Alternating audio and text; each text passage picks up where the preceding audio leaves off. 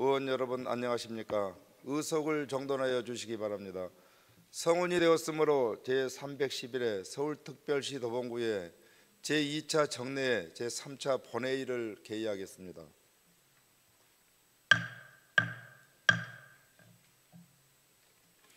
그러면 의사일정으로 들어가겠습니다. 의사일정 제1화 구정에 관한 질문 및 답변의 건을 상정합니다.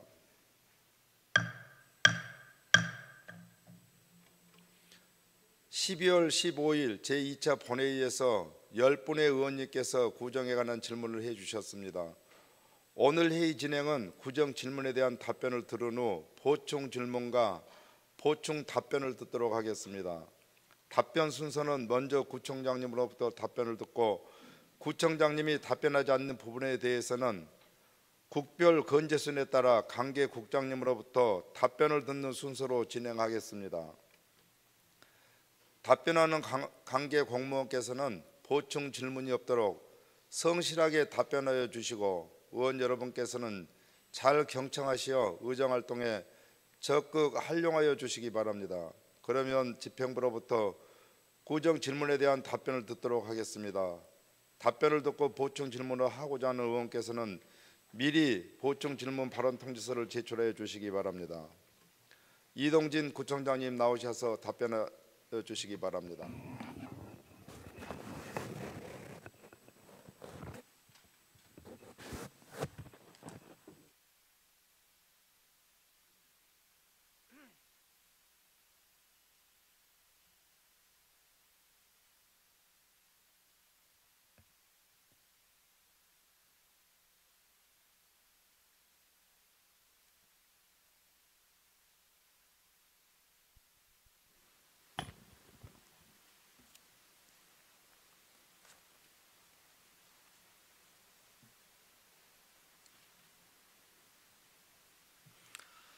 네, 박전식 의장님과 의원님 여러분, 제311회 제2차 정례회에서 2021년도 행정사무감사 그리고 2022년도 사업예산안 심사 등 여러 가지 힘든 의정활동에 수고들 많으셨다고 그리고 감사하다는 말씀을 드리겠습니다. 오늘 구정질문은 10분의 의원님들께서 해주셨습니다. 그 중에서 비중이 높은 사안에 대해서는 제가 직접 답변을 드리고 나머지 부분에 대해서는 해당 국장으로 하여금 답변 드리도록 하겠습니다. 답변에 앞서서 긴 공직 생활을 마치고 1월 1일자로 공로연수에 들어가시는 두 분의 국장님들께서 이 자리에 함께 하셨습니다. 노희섭 복지지원국장님 그리고 의원님들과 함께 해주신 박주영 의회 사무국장님, 마지막 며칠을 앞두고까지 이 공직자로서의 책임을 다하고자 이 자리에 와 주신 두 분께 경의를 표하고 그동안 최선을 다해 주신 두 분의 국장님들께 감사의 말씀을 드립니다. 답변은 질문해 주신 의원님 순서대로 답변을 드리도록 하겠습니다.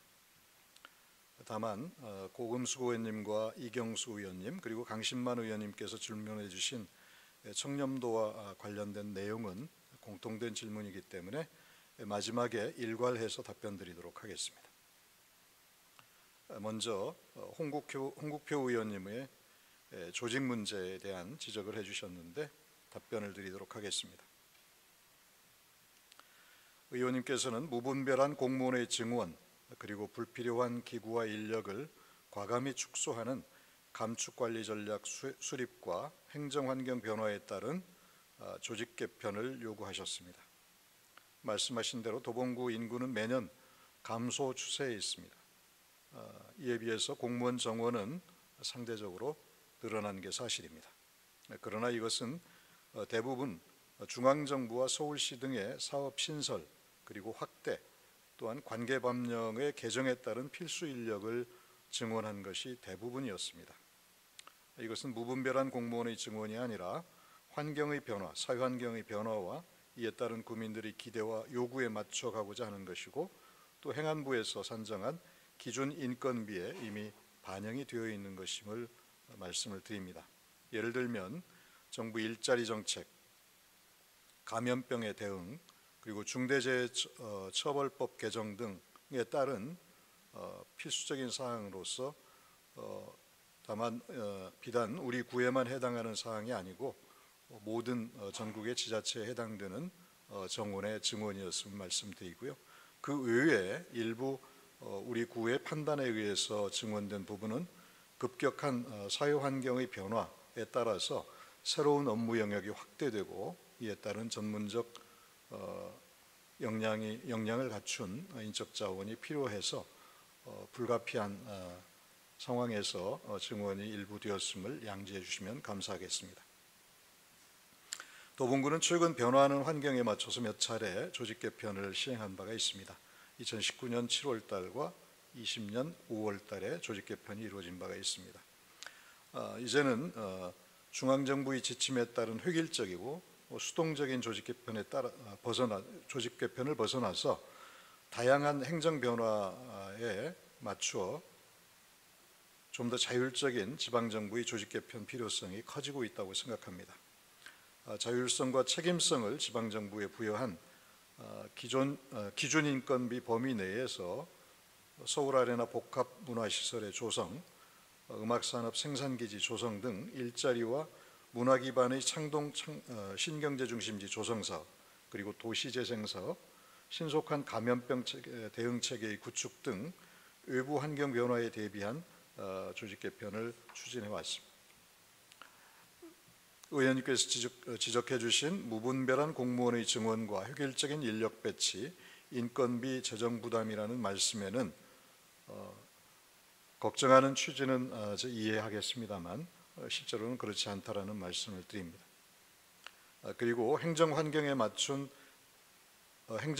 변화에 맞춘 조직 개편 방안을 말씀하셨는데 그 사항은 제가 이제 의원님께서도 아시다시피 6개월밖에 임기가 남지 않았기 때문에 제가 조직 개편을 지금 시점에서 단행하는 것보다는 차기 민선 8기의 새로운 구청장께서 오셔서 정책 방향에 맞는 그런 조직 개편이 이루어지는 것이 타당하지 않겠나 이렇게 생각합니다.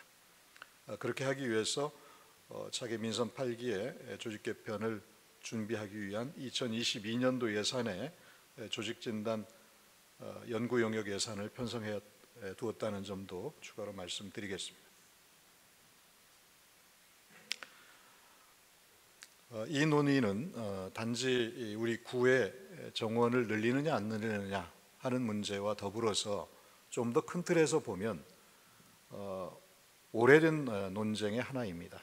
예를 들면 정부의 역할을 적극적으로 해야 된다라는 시각과 그와 반대편에서 작은 정부 큰 시장이라고 하는 논리, 이 두 가지가 오랜 논쟁, 우리 사회에 또는 우리 사회를 벗어나서 전 세계적인 논쟁거리의 하나였습니다. 시장에 맡기자라고 하는 것이 시장주의자의 논리였고 20, 30년 전에 신자유주의를 부르짖던 분들의 논리였습니다. 시장에 맡긴 결과 결국 금융자본의 횡포를 통제하지 못해서 IMF가 세계적으로 발생을 했고 우리나라도 그 피해의 대상자가 됐습니다. 이처럼 시장 만능주의는 결국 우리 사회를 정글 자본주의로 만들게 됩니다. 다시 말씀드리면 승자 독식의 사회를 만들게 되는 것이죠. 그런 신자유주의 경향이 오랫동안 횡행하다가 지금은 그것이 아니라고 하는 것이 일반적 경향으로 자리 잡아가고 있고 정부의 역할을 어느 정도로 할 것인가의 문제는 아직도 논쟁거리입니다만 이제는 과거와 같은 그런 신자유주의적 기조하에서 국가 운영을 하는 나라는 그리 많지 않다라고 하는 말씀을 드리고 싶고 지방정부 역시도 마찬가지라고 생각합니다. 지방정부의 역할이 과거에 규제 일변도의 행정에서 벗어나서 지금은 공공의 역할이라고 하는 것이 좀 더 나은 사회를 만들어가는 데 있어서 선도적인 역할을 해야 된다 라고 하는 측면에서 조금 더 적극적인 역할을 강조하는 경향이 나타나고 있습니다. 지방정부의 자율성과 책임성이라고 하는 것도 그런 측면에서 강조되고 있는 것입니다. 따라서 홍국표 의원님께서 말씀하셨던 인구는 감소하는데 왜 정원은 늘어나느냐라고 하는 지적은 일면 타당해 보일 수 있지만 우리 사회가 갖고 있는 해결해야 될 과제라고 하는 것이 산적해 있고 또 다른 나라의 선진국에 비해서 인구 대비 공무원 수가 매우 적은 것들을 감안한다면 지금과 같은 정원으로서는 사회 요구에 부응하는데 쉽지 않은 여건이다라는 말씀을 드리고 조금 더 인력 배치가 정원이 늘어나야 되는 게 아닌가. 하지만 그 정원조차도 우리는 마음대로 늘릴 수가 없는 것이 지금의 현실이기도 합니다. 이 문제는 지방자치의 발전 또 우리 사회의 발전과 더불어서 공공의 역할이 어떻게 가야 될 것인가라고 하는 논쟁의 일환인데 저는 보다 더 적극적인 역할을 해야 되는 것이 아닌가 이렇게 생각하고 있다는 말씀으로 답변을 대신하겠습니다. 다음으로 홍국표 의원님께서 인구 감소 및 저출산 고령화 대책을 말씀을 해주셨고 김기순 의원님께서 도봉구의 인구 감소 대책과 방안에 대한 질문을 해주셨습니다. 묶어서 답변 드리도록 하겠습니다.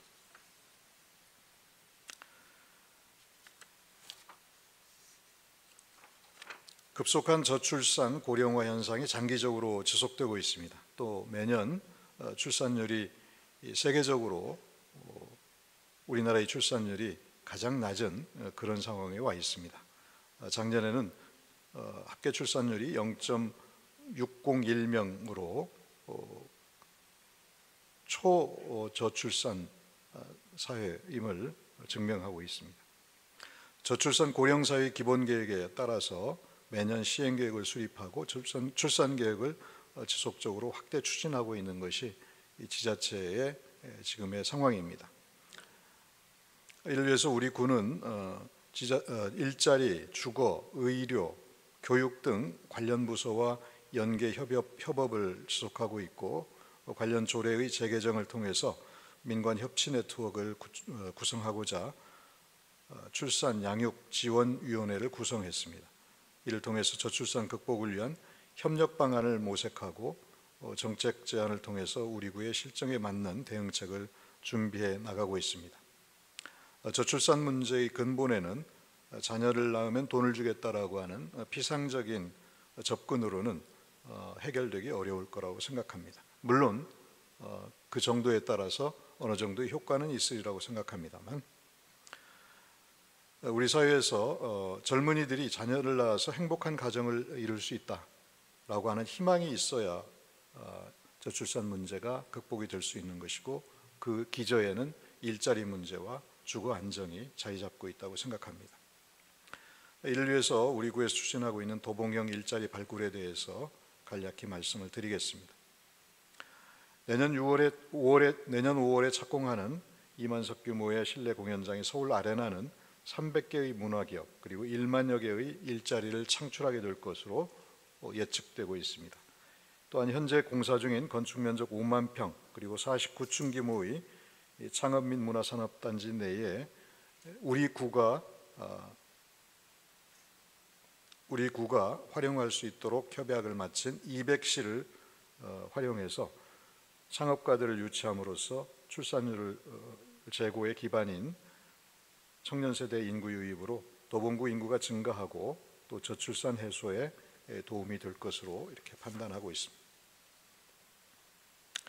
우리 구에선 촘촘하고 질 높은 돌봄체계 구축을 위해서 두 자녀 이상 양육 가정에 도봉형 아이돌봄 서비스를 지원하고 도봉구 출생 셋째아 및 입양아 대상으로 5년간 건강보험을 지원하고 있습니다. 또 출산 육아용품 나눔장터를 정례화하고 있고 공동육아 나눔터를 5개에서 6개로 확대하는 등의 정책을 통해서 출산 및 양육 친화적인 지역사회 문화를 조성하고자 노력하고 있습니다.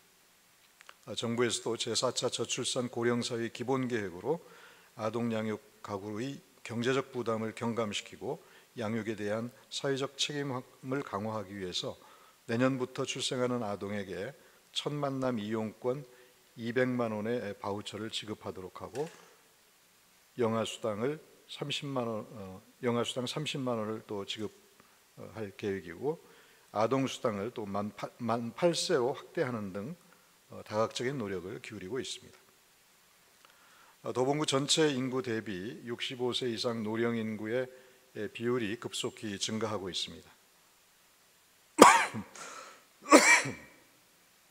민선 7개 공약 사업에 의거해서 2018년도 WHO 고령 친화도시 네트워크에 가입을 했고 더불어서 2021년 고령 친화도시 이행계획을 수립해서 모두가 만족하는 세대 공감도시 고령 친화도시 도봉 사업을 진행하고 있습니다. 현재 고령 친화도시 8개 분야 76개 사업을 진행하고 있고 2018년 가입 이후 3개년의 평가를 통한 WHO 고령 친화도시 네트워크 재가입을 추진하고 있습니다.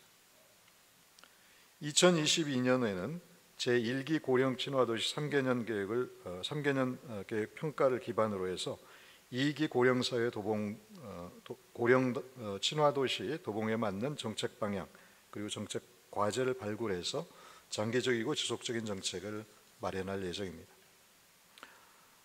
또 우리 구는 고령화 정책 수립과 더불어서 고령화 전 세대인 50+ 세대, 즉 신중년 세대의 활성화 정책을 통합적으로 계획 연계해서 50+ 세대의 성공적인 삶의 전환 그리고 사회 참여 방안을 구상해서 단발성이 아닌 보다 근본적인 문제로 접근해 보고자 합니다. 고령화 세대의 수동적이고 부정적인 사회 이미지를 해소하고 사회 활동력을 높여서 사회경제 활동이 가능하도록 노력하고 있습니다. 수요에 따른 어르신 사회공헌 및 일자리 사업의 발굴, 돌봄 등 맞춤형 서비스를 제공하고 능동적인 어르신 문화 활성화를 위한 노인 여가 활동 지원을 위해서 관계시설을 개선하고 확충하기 위해서 노력하고 있고 어르신 교육 등을 통해서 스스로 건강한 삶을 지속할 수 있는 실질적인 정책을 추진해 보고자 노력하고 있습니다.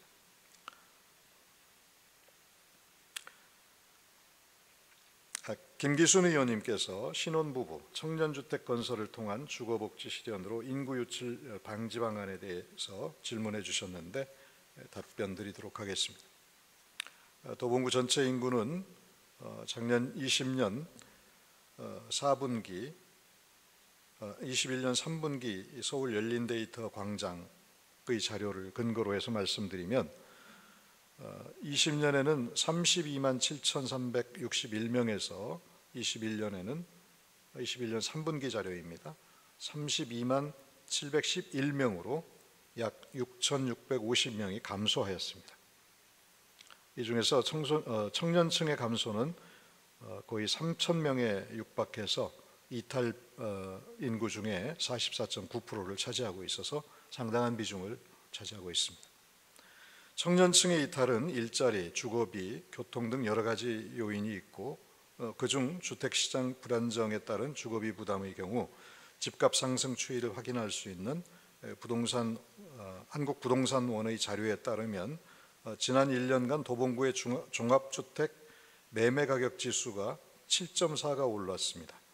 이는 도봉구가 서울 동북권 5.6과 비교했을 때 1.8이나 높게 나타남을 확인할 수가 있습니다.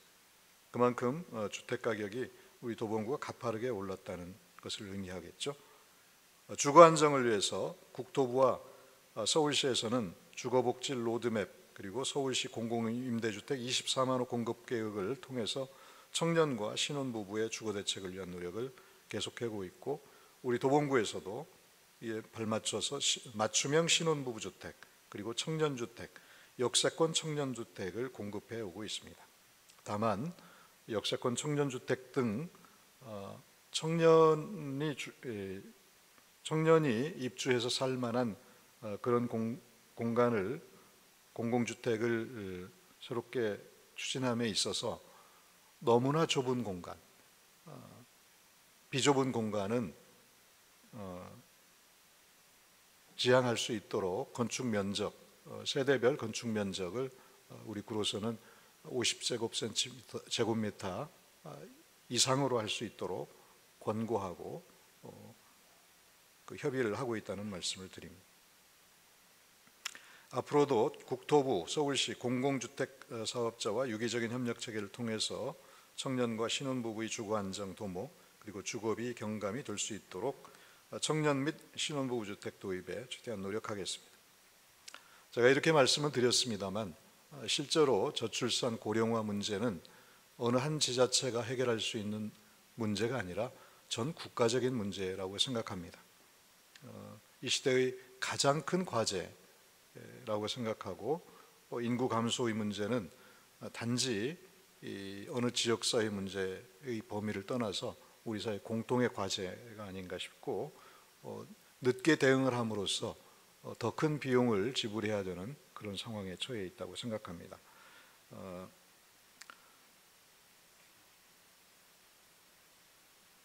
우리 사회가 반성해야 될 그런 과제가 아닌가 생각합니다. 이영숙 의원님께서 행사성 경비 이 비율이 25개구 중에서 우리 도봉구가 1위라고 하는 지적과 더불어서 도봉구 재정 운영의 효율성을 기해야 된다라고 하는 지적이 있으셨습니다. 관련해서 답변 드리도록 하겠습니다. 행사 축제 경비 비율은 지자체의 세출 결산액 중에서 행사 운영비, 행사 실비 보상금 등으로 지출되는 금액을 비율로 정한 것입니다. 우리 구의 경우는 단순한 행사나 축제뿐만 아니라 지역 경제 발전을 위한 다양한 사업과 이 행사 예산이 연계되어 있음을 말씀드리고자 합니다. 우리 구의 지역 발전을 위한 핵심 가치를 문화에 두어 왔습니다. 그동안 누구나 배우고 즐길 수 있는 교육문화도시를 목표로 구민을 대상으로 다양한 프로그램과 행사를 추진해 왔습니다. 그 결과 지난 12월 2일 문광부 문화도시 예비문화도시로 우리 도봉구가 선정되는 성과를 내기도 했습니다. 또한 지속가능 발전 등 인류 보편적 가치를 지역에서 실천하고자 하는 노력을 함께 우리 구는 기울여 왔습니다. 그 결과 영국의 스코틀랜드에서 열린 RCE 총회에서 우리 도봉구가 전국 자치구 최초로 RCE 우수 도시로 국제적으로 선정되기도 했습니다.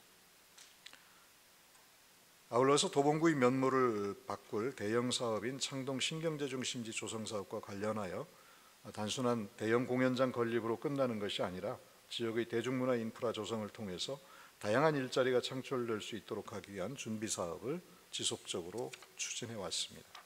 이와 관련해서 음악 중심 문화도시의 추진 그리고 신경제 중심지 문화 특화 지역 조성 사업 등을 추진해 왔는데 세부적으로는 뮤지션 네트워킹 프로그램 그리고 주민예술단의 운영, 대중음악 오디션 개최 등 다양한 사업을 추진해 왔습니다.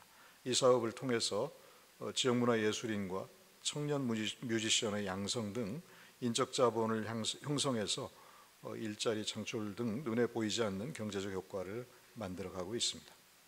또한 일동 일축제 사업을 통해서 주민들에게 생활 주변 가까이서 문화 향유의 기회를 드리고 축제 준비 과정에서 주민의 자치 역량을 키우기 위한 노력을 기울여 왔습니다. 대표적으로 창이동의 벚꽃 축제, 장일동의 어린이날 축제 등의 경우 적은 비용을 가지고도 1만 명 이상이 참여하는 대표적인 주민축제로 자리 잡기도 했습니다. 다만 코로나19로 중단된 것은 아쉬운 일이라고 생각합니다. 의원님께서 지적하셨다시피 이러한 사업들을 추진하기 위해서는 불가피하게 예산이 수반될 수밖에 없습니다. 하지만 불필요한 행사나 축제는 줄여야 되겠지만 모든 행사와 축제를 낭비라고 보는 인식에는 동의하기가 어렵습니다. 우리 구의 민간시설을 포함한 문화 인프라가 매우 취약한 지역이 우리 구입니다. 이를 감안할 때 주민들에게 문화향수의 기회를 제공하는 것은 문화복지 차원에서 공공의 의무라고 생각합니다. 또 행사와 축제에 소요되는 예산 중 상당 부분은 직원들의 적극적인 노력으로 공모사업 등 외부 재원을 확보를 함으로써 추진되었다는 점도 감안할 필요가 있다고 생각합니다. 예를 들면 행사 축제 경비 금액이 가장 많았던 2019년의 경우 전체 행사 축제 예산 집행금액 63억 원 중 공모사업을 통해서 30%인 19억 원을 외부 재원으로 집행하였고 2020년도에도 전체 행사 축제 예산 28%를 외부 재원으로 확보해서 추진하였습니다. 그럼에도 불구하고 우리 구의 행사 축제성 예산의 비율이 높은 것만은 사실입니다. 그 이유 중에 하나가 살펴봤더니 그동안 예산 편성 과정에서 사업의 성격에 맞지 않게 행정 편의적으로 행사 축제성 경비로 일괄 편성하는 경우가 많았던 것으로 파악돼서 향후에는 실제와 다르게 행사 축제성 예산이 과도하게 편성되는 것으로 비치지 않도록 시정하고자 합니다. 아울러서 불필요하고 과도한 행사성 예산이 편성되지 않도록 하는 노력도 병행해 나가겠습니다. 우선 신규 행사성 사업에 대해서 민간위원으로 구성된 심의위원회를 통해서 사전평가를 실시하고 불필요한 행사비가 편성되지 않도록 하고 있습니다. 또한 편성된 행사비에 대해서는 사업 완료 후에 먼저 부서 자체의 평가 실시, 그리고 최종 민간위원회의 심의 등 2차에 걸친 사업평가를 실시해서 그 결과를 예산 편성에 반영해 오고 있습니다. 이러한 노력에 힘입어서 예산 편성 기준으로 볼 때 행사 축제 경비가 2020년에 0.85%, 2021년에는 0.7%로 1.5%가 줄었고 2022년도 내년도 예산은 0.54%로 점차 감소하고 있습니다.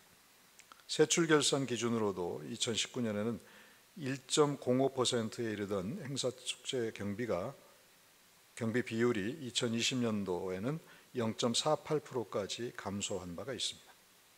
향후에도 불필요한 행사를 통폐합하고 예산을 최소화 또는 최적화해서 행사 축제 경비 비율을 낮추고 재정 운용의 효율성을 높여 나가겠습니다.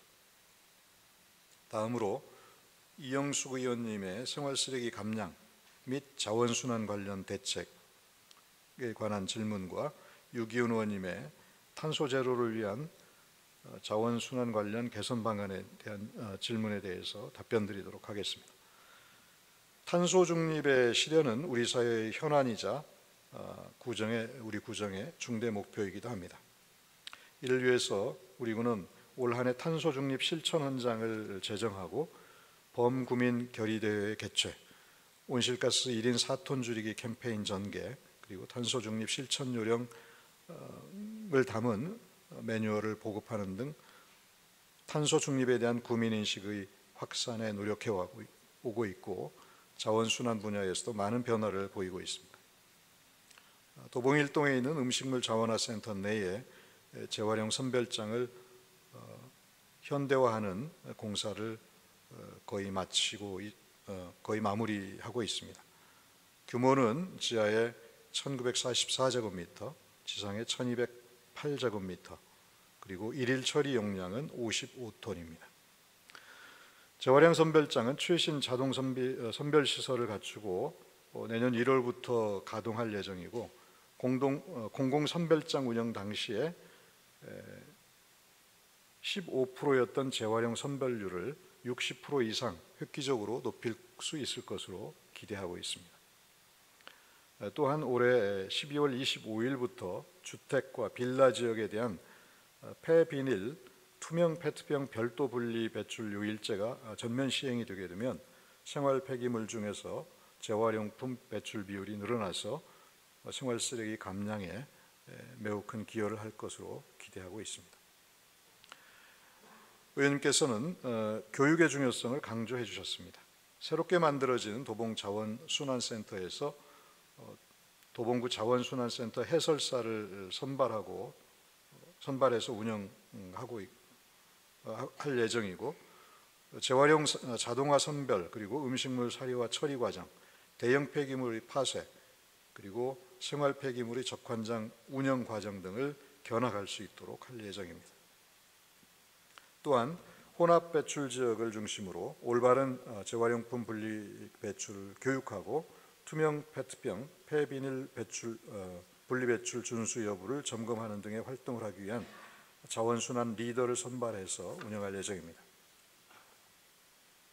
또 현재 재활용센터 내에 있는 재활용 홍보 공간을 내에 재활용 홍보 공간을 조성해서 업사이클링 체험 교실 그리고 전시존, 영상존 등의 프로그램을 편성해서 어린이 청소년들의 교육장으로 내실 있게 운영할 계획입니다. 이외에도 2022년도에는 협치 의제로 재활용품 무인 회수기 설치가 선정된 바가 있습니다.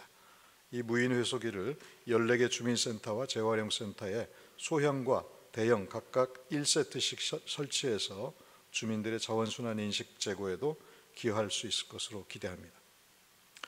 또 건물, 수송, 에너지, 숲, 생활, 교육 등 탄소 중립의 7대 전략별로 구민의 다양한 탄소 중립 실천 계획 활동에 마일리지를 지급하고 적립된 마일리지는 도봉사랑 상품권 구매 등에 사용해서 지역경제 활성화와 함께 전 구민의 자발적인 온실가스 감축 실천을 촉진하는 탄소 공감 마일리지 계획과 함께 탄소 중립에 크게 기여할 것으로 생각합니다.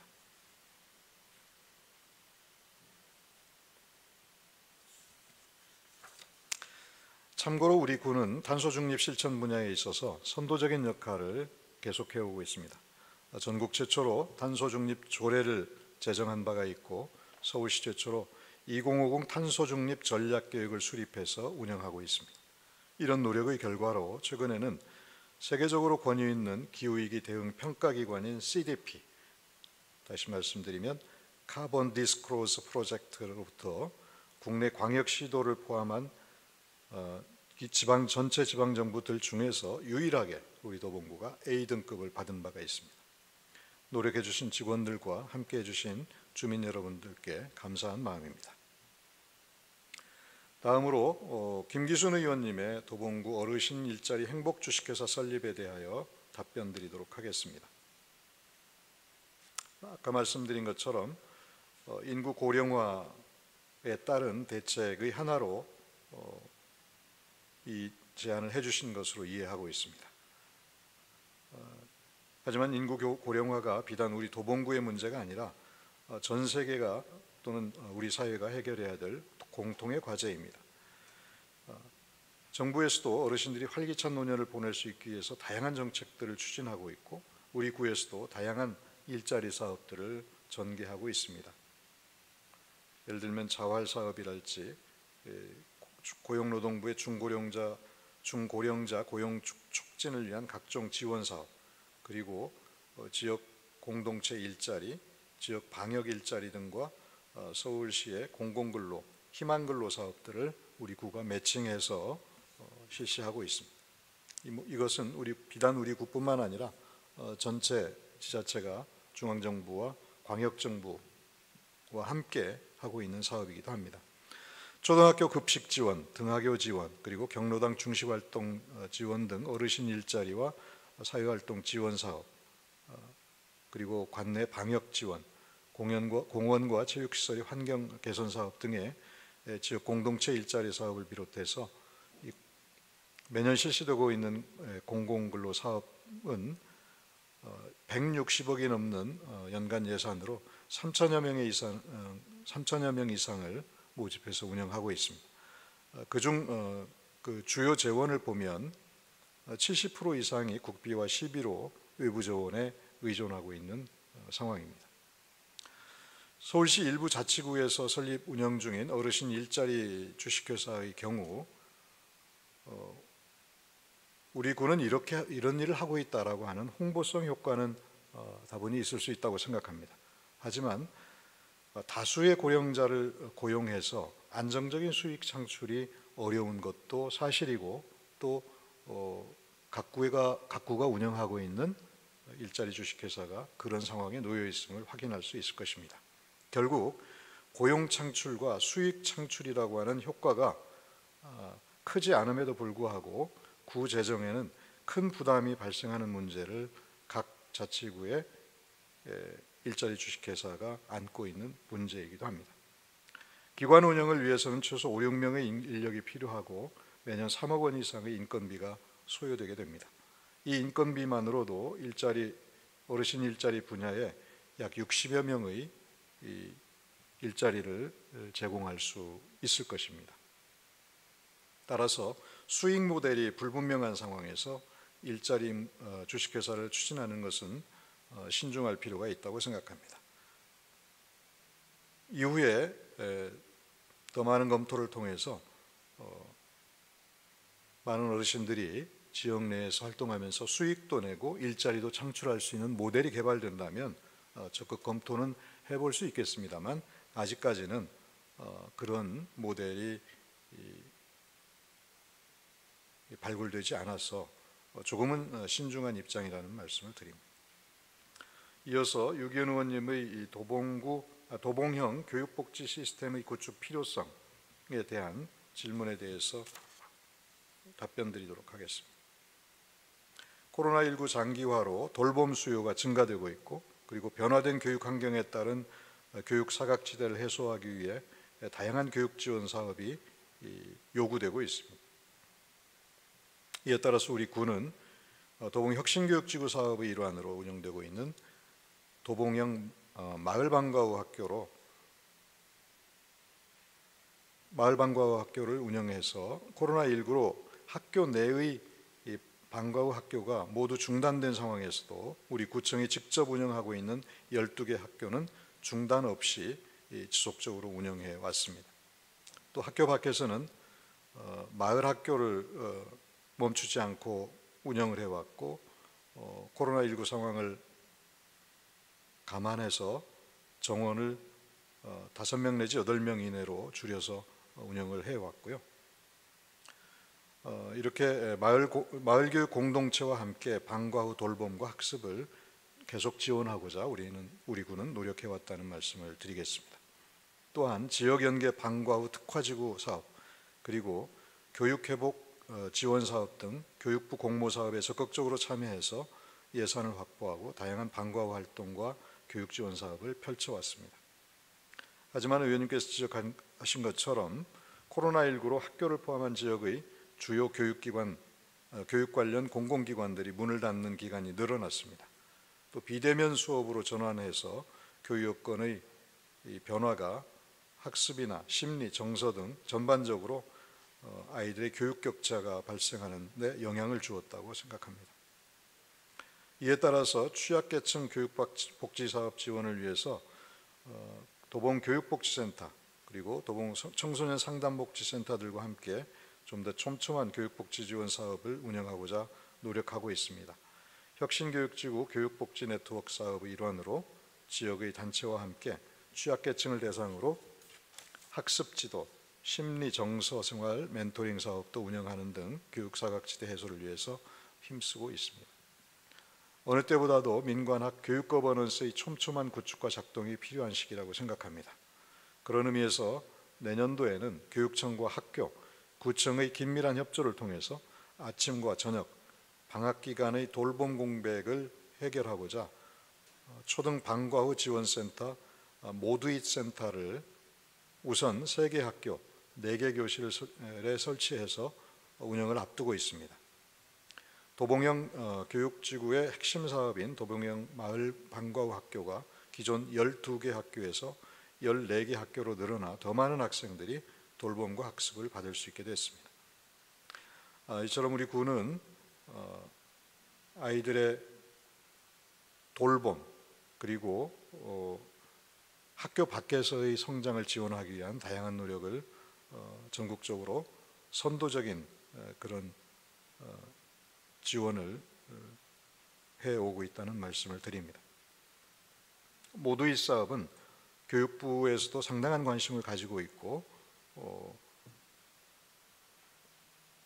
새로운 모델로서, 돌봄의 새로운 모델로서 발전할 수 있는 가능성을 염두에 두고 우리 구를 바라보고 있다는 말씀을 드립니다.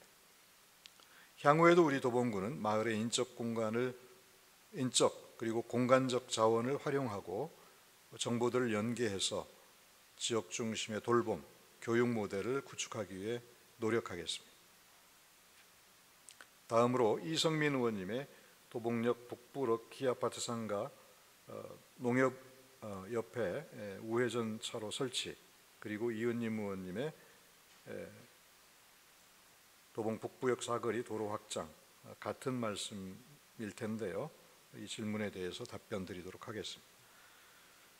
말씀하신 대로 도봉역 북부 럭키 아파트 상가 앞의 도로는 상시정차가 발생하는 지역으로 문제 해결을 위한 개선 사업이 필요하다는 것에 두 분 의원님과 같은 생각을 갖고 있습니다. 얼마 전에 있었던 주민과의 대화 시간에도 적극적인 개선 요청이 있었던 것을 기억합니다. 하지만 차로를 추가로 확보하기 위해서는 예산 문제뿐만 아니라 하천 상부에 공간을 활용한 보행 데크를 설치하고 럭키 아파트 소유의 북서울 농협 앞에 화단 일부가 철거되어야 되는 상황입니다. 우리 구에서는 차로 추가 확보를 위해서 2018년부터 교통체계 변경과 관련한 서울지방경찰청과의 협의를 계속해 오고 있고 또 사업 추진을 위해 준비를 해왔습니다만 하천 측으로 보행 데크를 설치하는 것에 대해서 서울시 하천관리부서가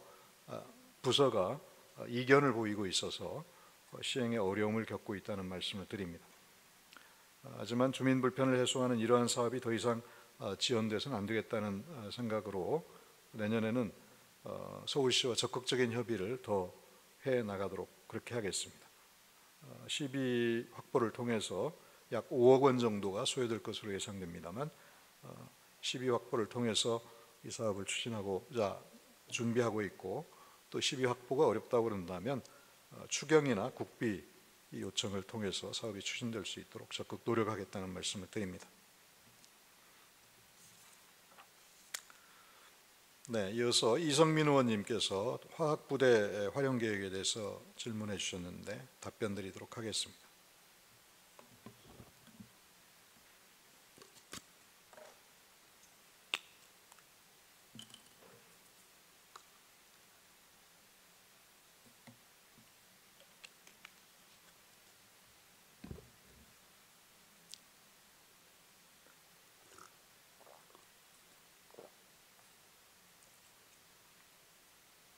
우리 군은 2016년 화학부대 이전을 계기로 지역 주민을 위해서 공공 편의시설을 도입하고자 관할 부대와 여러 가지 지속적인 협의를 계속해 왔습니다.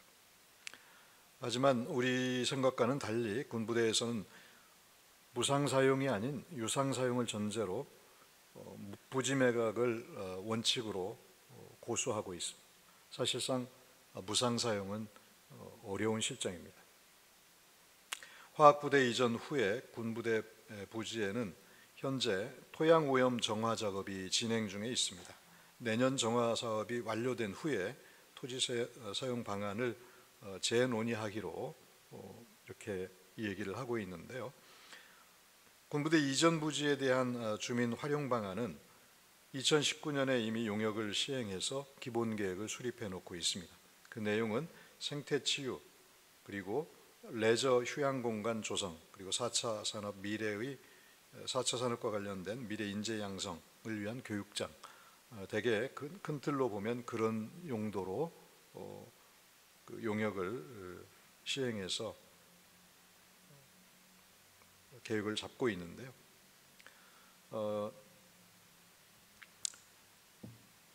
국립공원 부지이기 때문에 활용도에 있어서 매우 제약이 있다는 말씀을 드립니다. 이 군부대 국방부 입장처럼 이 부지를 매입하려고 한다면 토지 매입비만 약 450억이 들어가는 대규모 사업이 되게 됩니다. 여기에 여러 시설비를 합치게 된다면 훨씬 더 많은 예산이 소요되고 있습니다. 우리 구 자체의 예산만으로는 이 사업을 추진하기가 매우 쉽지 않은 그런 여건임을 의원님들께서도 잘 이해하고 계시리라고 생각합니다. 이와 관련해서 서울시와 지속적인 협의를 통해서 예산 확보에 최대한 노력하도록 하겠습니다. 의원님들께서도 함께 노력해 주실 것을 부탁드리겠습니다. 다음은 조미애 의원님의 창업 지원과 관련한 질문에 대해서 답변 드리도록 하겠습니다. 먼저 코로나19에 따른 소상공인 지원 현황에 대해서 말씀해 주셨는데요.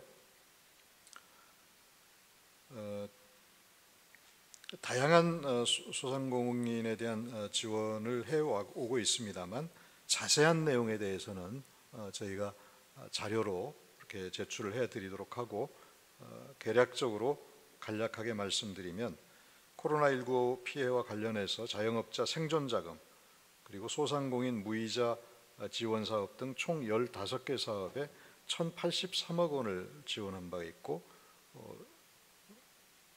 이 1,083억 원은 국비, 시비, 구비가 함께 포함되어 있습니다. 자세한 내용은 참고 자료를 따로 제출해 드리도록 하겠습니다. 최근 2년간의 창업 지원 현황에 대해서 말씀드리겠습니다. 예비 창업자와 초기 창업자를 대상으로 저렴한 임대료의 창업 공간을 제공하고 경영 비용을 지원하는 중소기업 창업 보육센터, 그리고 청년 창업 공간인 무중력 달, 그리고 창동 스타트랩, 그리고 도봉 소방학교 부지 내 청년 창업 활동 거점 공간까지 총 33개의 창업 공간을 지원하고 있습니다. 이들을 대상으로 창업 초기에 필요한 마케팅과 세무, 법률 자문 등 창업 컨설팅을 진행하고 있습니다. 또 민관 학위협력회에서 청년 창업가를 발굴하기 위한 창업교육과 아이디어 경진대회를 개최해서 2년간 53명의 교육을 수료한 바 있고, 우수자를 대상으로 시제품 제작비 지원과 창업공간 우선 입주 등의 창업 지원을 한 바 있습니다. 마지막으로 소상공인 피해 최소화와 고용 안정화 방안에 대해서 답변드리겠습니다.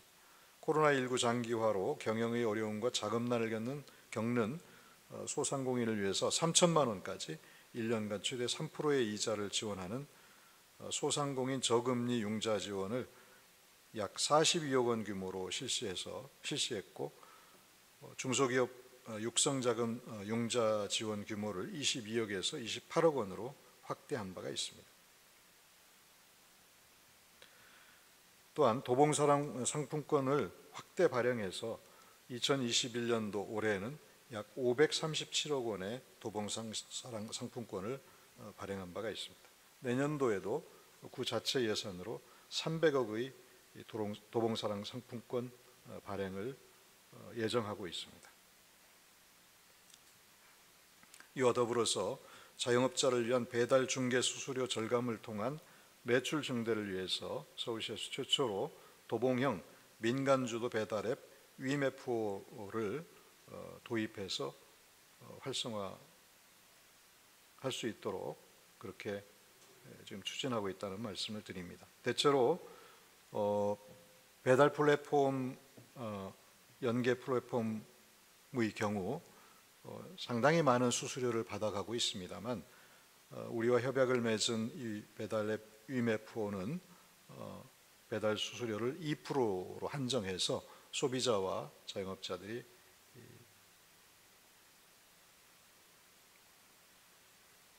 활용할 수 있도록 그렇게 하고 있다는 말씀을 드립니다. 더불어 공공기관에서 관내 기업 상품을 우선 구매하도록 최근에 관내업체 등록 시스템을 구축을 한 바가 있고, 이를 통해서 소상공인의 안정적인 판로 확보에 기여하도록 하겠습니다. 사회적 일자리 사업으로 45억 원을 편성해서 공공근로사업과 지역공동체 일자리 사업, 그리고 지역 방역 일자리 사업을 운영해서 저소득 취약계층에게 일자리를 제공하고 생계 안정을 도모하고자 합니다. 앞으로도 도봉구에 있는 중소기업과 소상공인들이 마음 놓고 본업에 전념할 수 있도록 실질적으로 도움이 되는 여러 정책들을 추진해 나가도록 하겠습니다. 다음은 이은림 의원께서 성대 부지 활용 계획 현재 어떻게 진행되고 있는지에 대해서 질문해 주셨는데 답변 드리도록 하겠습니다. 성대 부지의 개발은 아시다시피 2014년에 서울시 도시계획 변경 사전협상 대상자로 선정된 이후에 2017년 성대 측에서 문화예술교육센터 그리고 주민센터 등의 공공시설을 포함한 주상복합 사업계획 제안서를 서울시에 제출하였고, 2018년도에는 성대 측에서 제출한 사업 제안서에 공공주택 300세대를 추가로 건립하라는 서울시의 요청을 반영해서 개발 계획을 변경해서 수립한 바가 있습니다. 그러나 이러한 사업 진행 과정에서 2019년에 개발과 관련해서 위탁자인 성대와 수탁자인 시행사 간의 분쟁이 발생했습니다. 채무 부존재 존재 확인 소송이 시작되었는데 2년 후인 올해 6월 8일에서야 1심 판결이 이루어졌고 성대가 승소를 했습니다. 하지만 여기서 그치지 않고 패소한 시행사 측에서 항소함으로써 소송 기간이 장기화되고 있습니다. 개발 사업의 내용이나 절차가 아니라 또는 서울시와 성대 측의 이견이 아닌 민간 소송이 장기화됨으로써 이 문제가 지금 진척이 안 되고 있다는 말씀을 드리고 우리 구가 관여하기에는 사실상 어려움이 있다는 말씀을 드립니다. 그럼에도 불구하고 우리 구는 토지주인 성대와 협의를 통해서 분쟁이 원만히 해결될 수 있도록 하는데 노력하겠다는 말씀을 드립니다. 다음은 이경숙 의원님께서 공공현수막 지정게시대 운영 그리고 현수막 게시대 철거의 문제점에 대해서 답변드리도록 하겠습니다. 이경숙 의원님께서 불법 공공현수막 정비 그리고 공공현수막 게시대 상업용 일부 전환에 대해서 질문해 주셨는데 답변드리도록 하겠습니다. 현수막 게시로 인한 가로경관 저해를 최소화하기 위해서 지난 2017년부터 보도변 펜스를 활용해서 저단형 공공현수막을 설치해서 운영하고 있습니다. 관내 공공현수막 지정 게시대는 저단형 80개소를 포함해서 연립형 11개소, 세로형 15개소, 총 106개소의 지정 게시대가 있고 공공전자 게시대도 2개소가 운영되고 있습니다. 먼저 각 부서에서 게시하는 공공현수막과 관련해서는 저단형 게시대를 포함한 공공게시대를 활용하도록 그렇게 유도하겠습니다.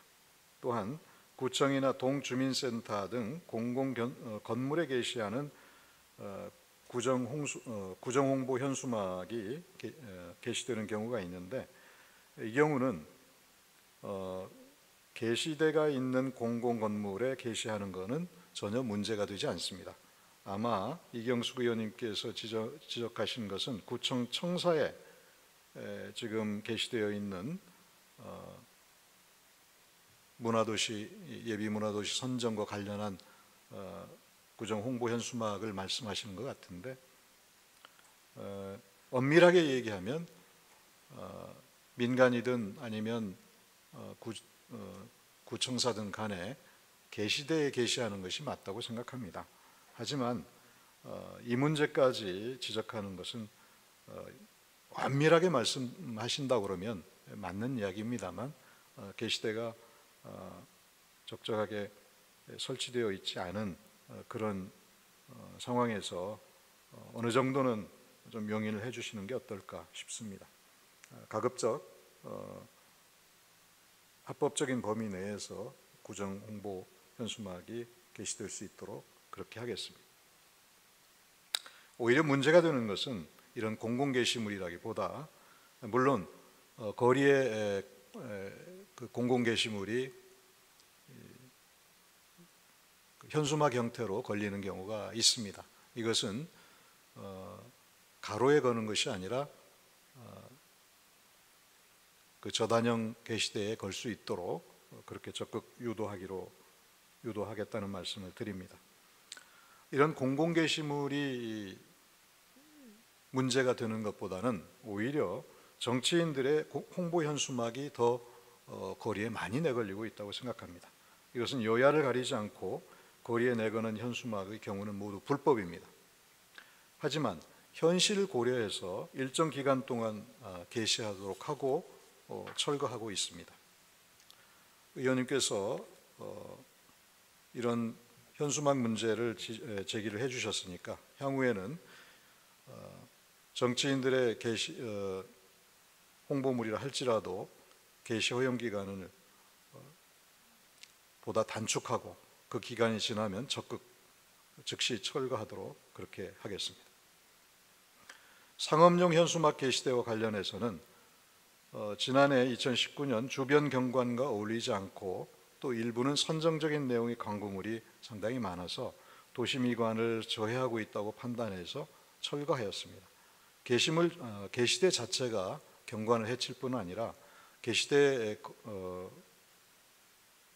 게시되어 있는 상업용 현수막 자체가 도시의 흉물로서 작용하고 있다고 판단해서 상업용 게시대는 전부 철거하는 것으로 제가 지시를 한 바가 있습니다.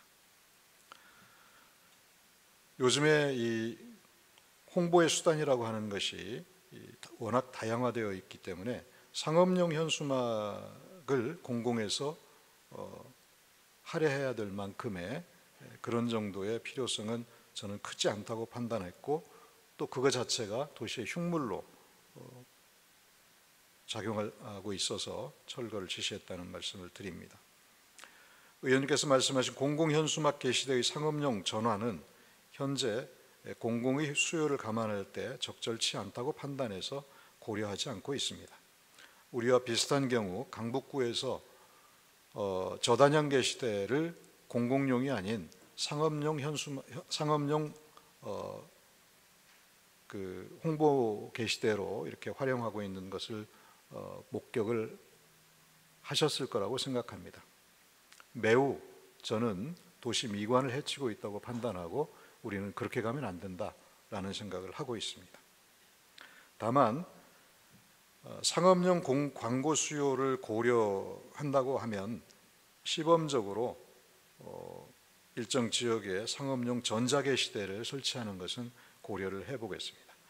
시범 설치한 후에 모니터링을 통해서 상업용 전자게시대의 확대 여부는 그 후에 추후에 고려해도 늦지 않다고 생각합니다.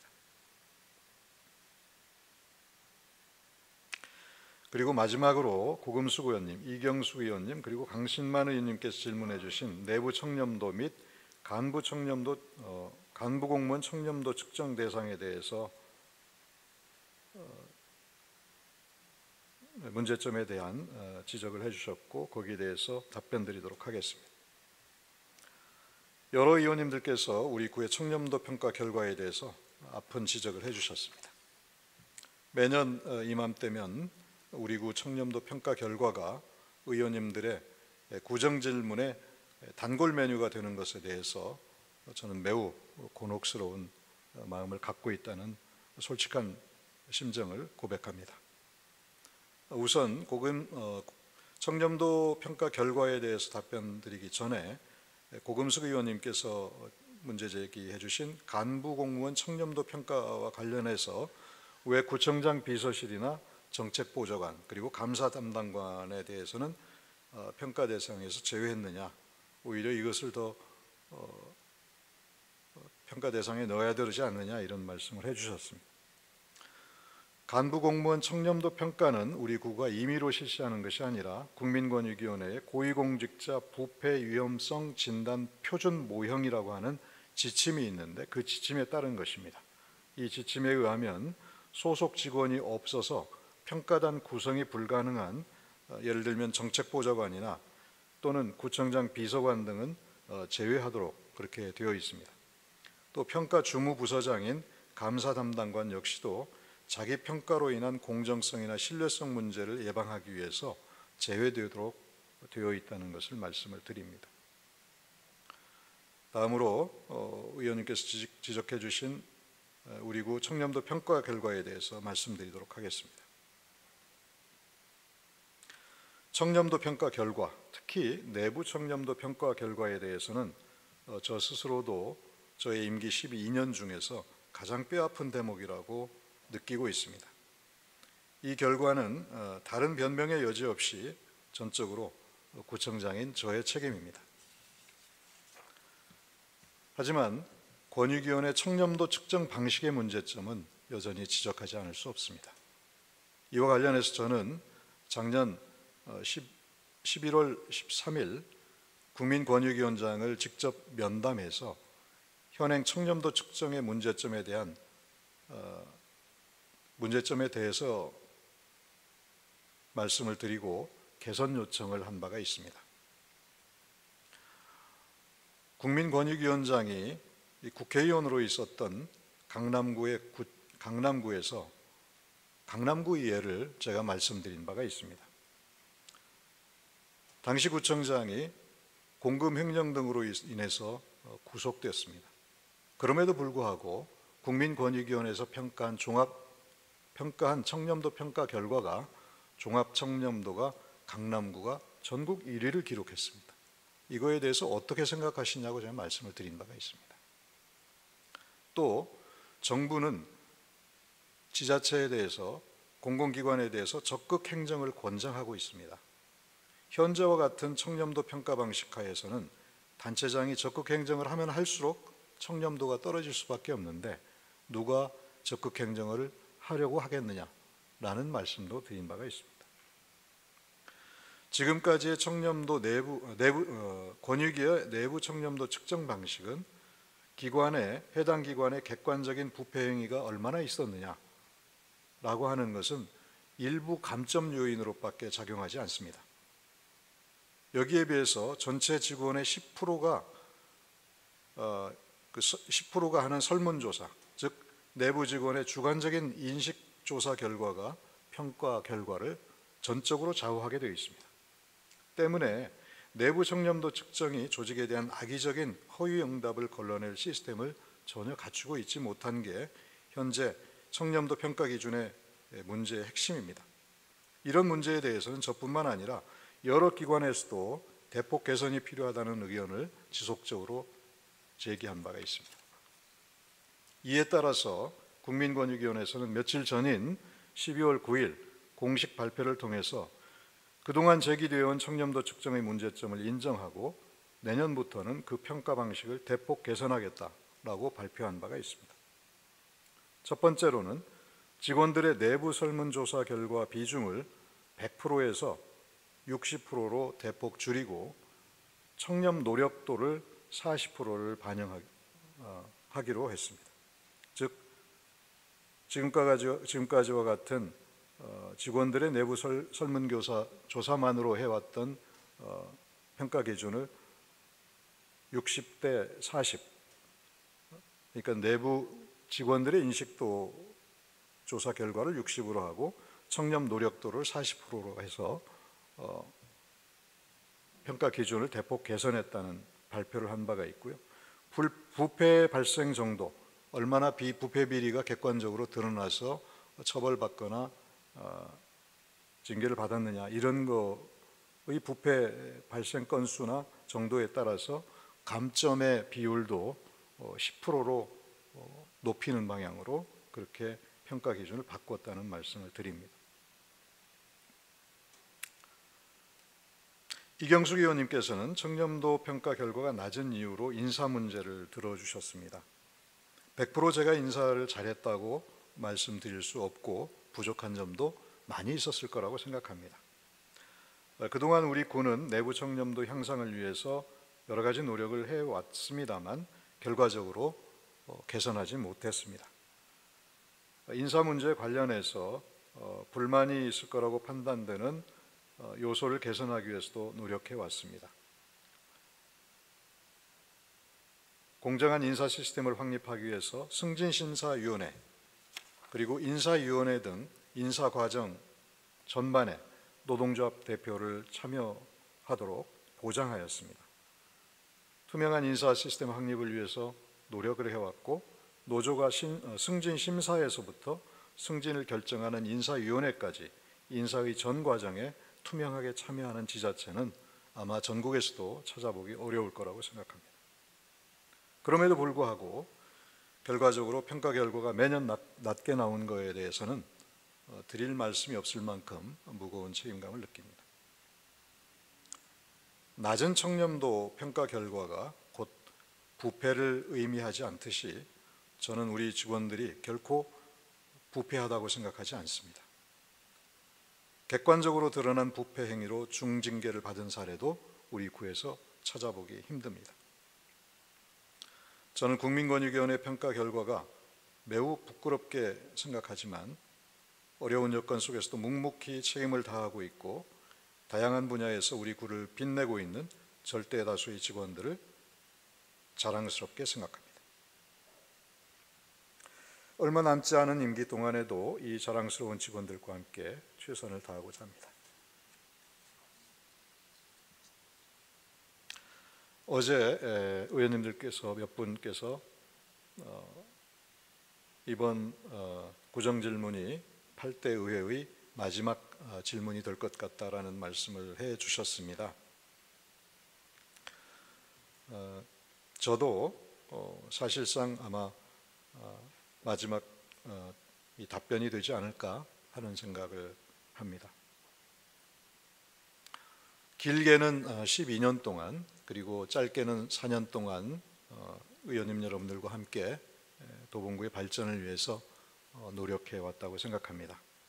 이 구정질문 과정에서 때로는 아픈 지적도 있으셨고 때로는 저 스스로 부당하다고 판단되는 그런 질문도 없잖아 있었다는 것을 솔직히 말씀드립니다.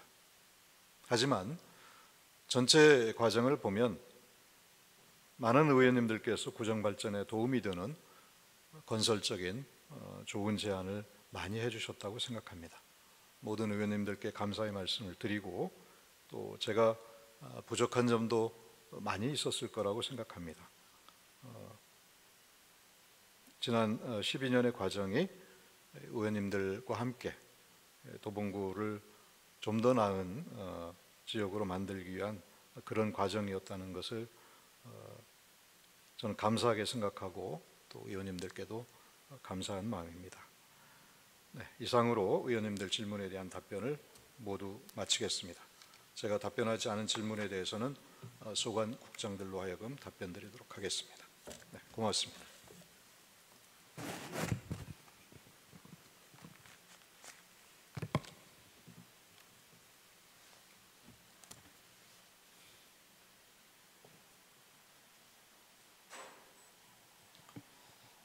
이동진 구청장님 답변하시느라 수고 많으셨습니다. 다음은 구청장님이 답변하지 않는 부분에 대해서 관계 국장님으로부터 세부적인 답변을 듣도록 하겠습니다. 먼저 박기남 행정관리국장님 나오셔서 소관 상황에 대하여 답변하여 주시기 바랍니다.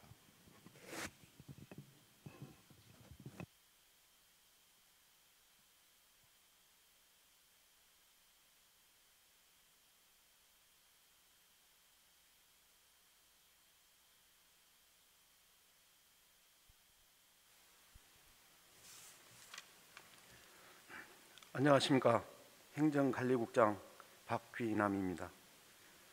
연일 계속되는 의사일정 속에서도 도봉구 지역발전과 구민의 삶질 향상을 위해 노고가 많으신 박진신 의장님과 의원님들께 진심으로 감사의 말씀을 드립니다. 어제 위원님께서 질문하신 사항에 대해 구청장님께서 답변하신 내용을 제외한 행정관리국 소관 사항을 답변드리겠습니다. 먼저 홍국표 의원님께서 질문하신 김근태 기념도서관 위탁 운영과 관련하여 답변드리겠습니다. 김근태 기념도서관은 기존 도서관과 달리 기록관, 박물관 기능을 경험하는 새로운 형태의 낙희뷰명 도서관으로서 기능에 맞게 운영될 수 있도록 새롭게 위탁하게 되었습니다. 김근태 재단은 2001년 한반도 재단으로 설립되어 2013년 명칭 변경을 거쳐 2014년부터 매년 기획전시, 상설전시 등 전시 기록 업무를 추진해오고 있습니다. 또한 고 김근태 선생님은 많은 기록물과 소장품을 무상 사용 가능한 수 있는 점, 각계각층의 넓은 인맥을 확보해 있어 민관 협력 네트워크 활성화에 기여할 것으로 예상되는 등 여러 가지 측면을 충분히 검토하여 수탁제로 결정되었습니다. 도서관은 이제 단순히 책을 보는 장소를 넘어 시대의 흐름에 맞춰 환경의 변화를 잇고 인류의 지성을 대표하는 정보와 소통의 공간이자 문화를 향유하는 복합 문화 공간으로 확대되고 있습니다. 김근태 기념도서관이 도서관의 새로운 모델로 선보일 수 있도록 위원님들의 적극적인 협조 부탁드립니다. 다음은 이영숙 의원님께서 질문하신 도봉구 생활체육회 발전 및 활성화 방안에 대해 답변드리겠습니다.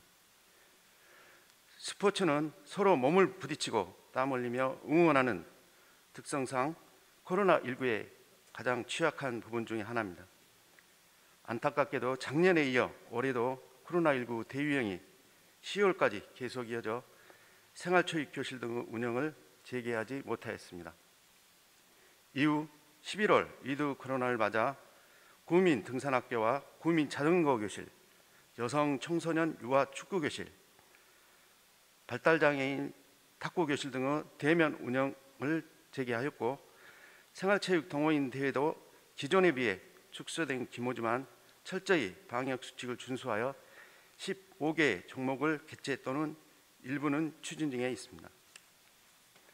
또한 2021년 6월 도봉구 생활체육진흥조례 개정을 통해 도봉구 체육회에 대한 지도 감독과 감사 근거를 마련하였고 2022년부터는 도봉구 체육회에서 예산과 회계 업무를 담당할 행정요원을 채용할 계획으로 앞으로 더욱 체계적이고 정확한 지도 감독이 되도록 하겠으며 서울시 체육회와 함께 체육회의 역량 강화 방안을 강구토록 하겠습니다. 아울러 체육 담당 공무원 인력 충원 문제는 내년 실시 예정인 조직 진단에 반영토록 하겠습니다.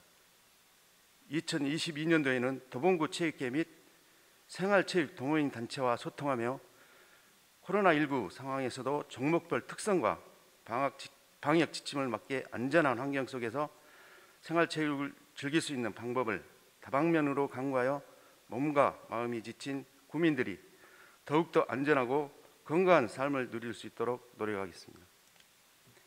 마지막으로 강신만 의원님께서 질문하신 도봉 문화재단에 대한 종합감사 결과와 관련하여 답변드리겠습니다. 지난 5월 도봉구 감사 담당관에서 실시한 재단 출범 이후 첫 종합감사에서 여러 지적사항이 있었습니다. 이는 설립된 지 만 4년 된 신생 조직인 문화재단의 경험 부족 및 업무 미숙에서 비롯된 행정적 착오로 볼 수 있는 사항들이 대부분이었으며 부정, 비위 등에 연루되는 등 도덕적 해이로 문제가 지적된 바는 없었습니다. 다만 재단 운영에 있어 많은 지적사항과 제도 개선 사항이 제기되어 지난 5월 재단의 운영관리 안정화를 위해 조직 개편 및 규정 재개정 등과 아울러 구청 공무원 임명을 재단에 파견하여 많은 개선의 노력을 기울이고 있고 앞으로도 더욱더 철저한 지도 감독으로 같은 지적사항이 재발되지 않도록 노력을 기울이겠습니다. 이상으로 행정관리국 소관사항에 대한 답변을 마치겠습니다.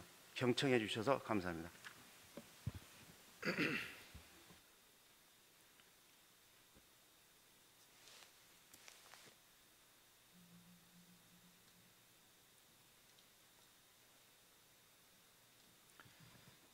박기남 행정관리국장님 답변하시느라 수고 많이 하셨습니다.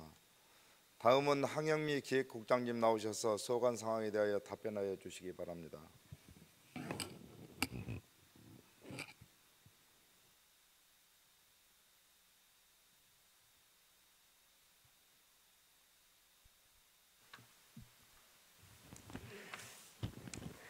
안녕하십니까. 기획재정국장 황영미입니다. 연일 의정활동에 노고가 많으신 박진식 의장님과 여러 의원님들께 깊은 감사의 말씀을 드리면서 의원님들께서 질문하신 사항 중 구청장님께서 답변하신 내용을 제외한 기획재정국 소관사항에 대해 답변드리겠습니다. 먼저 이영숙 의원님께서 질의하신 지자체 홍보 전략에 대해 답변드리겠습니다. 도봉구는 현재 다양한 형식과 매체를 활용해 구민과 소통하는 구정 홍보로 공감 행정을 구현하고자 노력하고 있습니다. 시대가 변화해서 30초의 짧은 영상만으로도 전 세계인의 관심을 끌 수 있게 되었고 우리 구도 이러한 시대적 흐름에 맞춰 홍보 방향을 점차 수정하여 선택과 집중을 통해 효율적으로 도봉구를 알릴 수 있는 홍보 방안을 적극 모색하고 있습니다. 구정 소식지 도봉뉴스는 구민 홍보대사와 함께하는 기획특집, 여성 리포터를 통한 구정 취재, 구민의 사연을 소개하는 이벤트 등을 통해 구민의 목소리를 담기 위해 노력하고 있습니다. 내년에는 특히 연2회 특집호를 32면으로 제작해서 14개 동 주민자치위원회 활동을 수록하고 구민 참여 코너와 각종 이벤트 등을 통해 구민과 함께 만들어가는 소식지가 되도록 하겠습니다. 또한 구의 공식 SNS 채널도 관공서의 딱딱한 홍보 방식에서 벗어나 시기적인 이슈와 구민의 관심사항을 다양한 방식으로 표현해 홍보 효과를 높이고 있습니다. 특히 홍보의 접근성을 높이기 위해서 카카오톡 채널 홍보는 물론 우리 국 곳곳에 설치된 공공 와이파이에 접속할 때 도봉구 홍보 페이지를 거쳐서 연결될 수 있는 시스템을 준비하고 있습니다. 아울러 코로나19 상황과 시대 흐름에 발맞추어 도봉구 공식 유튜브 채널을 통한 홍보를 강화하고 있습니다. 우리 구민으로 이루어진 도봉 크리에이터가 제작한 구민 영상, 각종 공모전 수상작 소개 영상, 우리고 정책을 재미있게 풀어낸 구정 백서, 오징어 게임을 패러디한 쌍문동 홍보 영상 등은 많은 구민들로부터 호평을 받고 있습니다. 앞으로도 기존의 틀에 국한하지 않고 효율적이고 참신한 콘텐츠를 개발해 나갈 예정입니다. 또한 구민 만족도 조사 등을 통해 보다 전달력이 높고 구민과 함께 소통하는 홍보 방법을 지속적으로 강구해 나가겠습니다. 다음은 김기순 의원님께서 질의하신 구유지 짜투리 땅 주민 공간으로 활용에 대해 답변 드리겠습니다. 우리 구에서 관리하고 있는 구유 재산은 총 2,267필지 약 149만 7천 제곱미터입니다. 그중에서 행정재산을 제외한 일반 재산은 60필지 2,795 제곱미터로 주로 쌍문동에 40필지 2,226 제곱미터가 소재하고 있습니다. 이는 주로 의청과 독성요대 사이 부지로 수십 년간 기존 무허가 건물 등으로 점유되어 있습니다. 대부 계약에 이겨 매년 대부료를 부과하고 있습니다. 올해에도 18필지 806제곱미터에 대해 3,353만 원이 부과되었습니다. 또한 무단으로 점유 사용하는 부지는 해당 대부료의 100분의 120에 상당하는 금액으로 일종의 징벌적 행정처분인 변상금을 매년 부과하고 있으며 올해에도 9필지 362제곱미터에 대해 1,459만 원을 부과하였습니다. 매년 구유재산 실태조사를 실시하여 관련 공부 확인과 현장 조사를 병행 실시하고 있습니다. 특히 올해는 6월 1일부터 30일까지 공유재산 종합 정보 시스템을 활용한 항공사진 전수조사를 추가로 실시하였고 좀 더 면밀히 구유재산을 관리하고 있습니다. 그 외의 일반 재산을 실제로 이용 현황이 주로 도로로 사용되고 있었고 일부 소규모 녹지 공간과 주차장 등으로 사용되고 있습니다.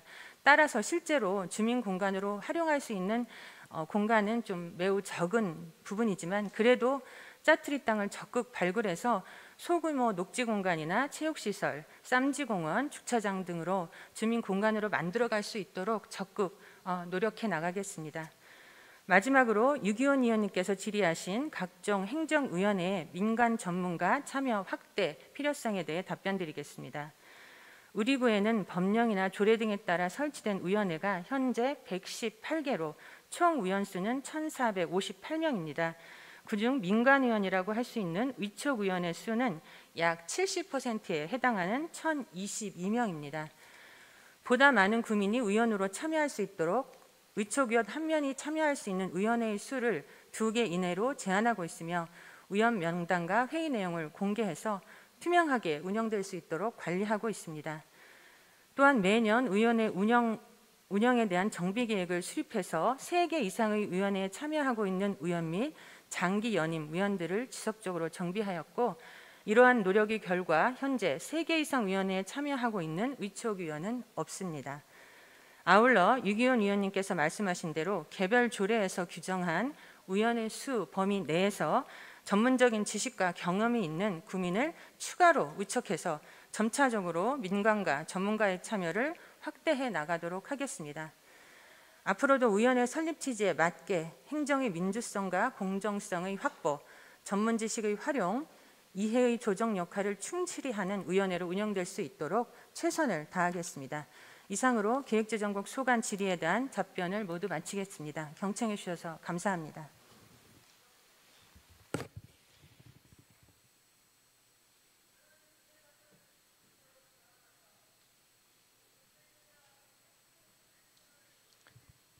황영미 기획재정국장님 답변하시라 수고 많이 하셨습니다.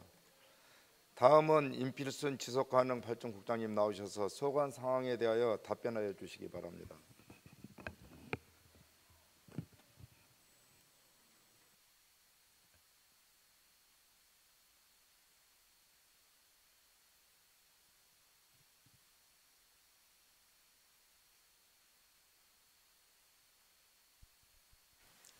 안녕하십니까. 지속가능발전국장 임필순입니다. 계속되는 의사일정 속에서도 지역 발전과 구민의 삶의 질 향상을 위해 애쓰시는 박진식 의장님과 여러 의원님들께 감사의 말씀을 드립니다. 먼저 김기순 의원님의 무단투기 방지용 CCTV 설치 문제에 대해 답변드리겠습니다.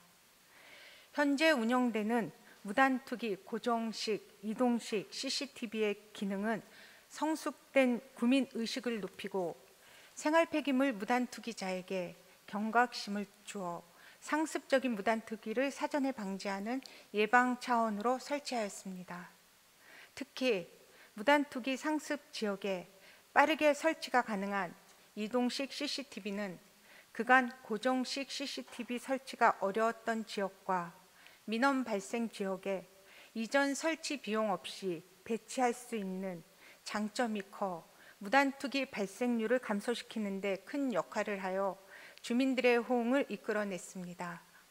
하지만 의원님께서 말씀하신 대로 객관적인 현장 증거가 필요한 무단투기 과태료 처벌과 실시간 감시와 단속은 현재 설치된 CCTV 운영 시스템으로는 어려움이 있습니다.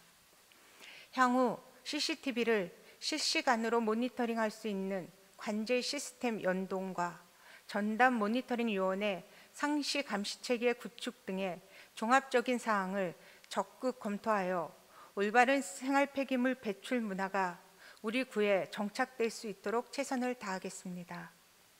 다음은 이성민 의원님의 도봉산 수변공원 인근 무단투기 쓰레기 문제에 대해 답변드리겠습니다. 의원님께서 말씀하신 도봉산 수변공원 주변 지역에는 무단투기 방지용 CCTV 한 대와 쓰레기 배출 금지 로고젝터, 그리고 무단투기 적발 시 과태료 부과 현수막이 설치되어 있습니다. 해당 지역의 특성상 주말에는 많은 등산객들이 방문하여 쓰레기 무단투기가 빈번히 발생하고 있습니다.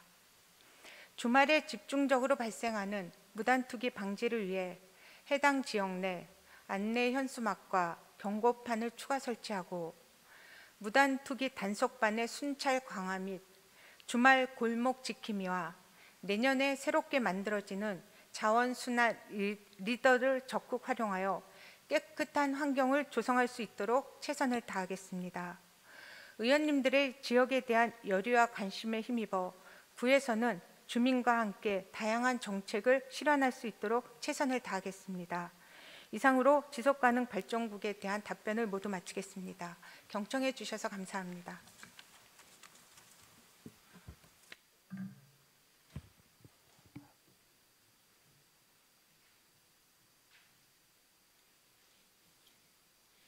임필순 지속가능발전국장님 답변하셔서 수고 많이 하셨습니다.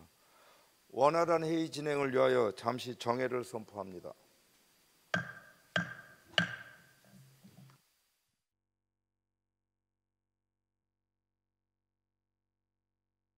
정돈하여 주시기 바랍니다. 성원이 되었으므로 회의를 속개하겠습니다.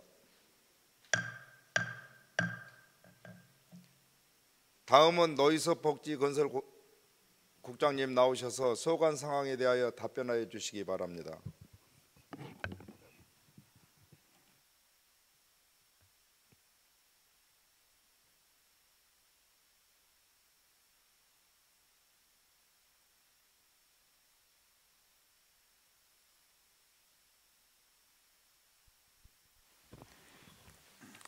안녕하십니까. 복지지원국장 노희석입니다. 코로나19로 인해 어려운 여건 속에서도 국민의 복지와 행복한 삶의 질 향상에 위해 의정활동을 펼치시는 박진식 의장님과 의원님 한 분 한 분께 진심으로 감사의 말씀을 드립니다. 구청장님께서 답변하신 내용을 제한 복지지원국 소관 사항에 대하여 답변 드리겠습니다. 유기현 의원님께서 질문하신 방학 3동 구립 경로당 설치 계획과 쌍문동 지역 복지 사각지대 해소를 위한 쌍문동 지역 복지센터 설치 운영에 대하여 답변 드리겠습니다. 먼저 방학 3동 구립 경로당 설치 계획에 대하여 답변 드리겠습니다. 방학 3동 구립 경로당은 평생학습관에 위치해 있었으나 평생학습관의 시설 본연의 기능에 맞도록 운영하기 위하여 경로당 이전을 추진하였습니다.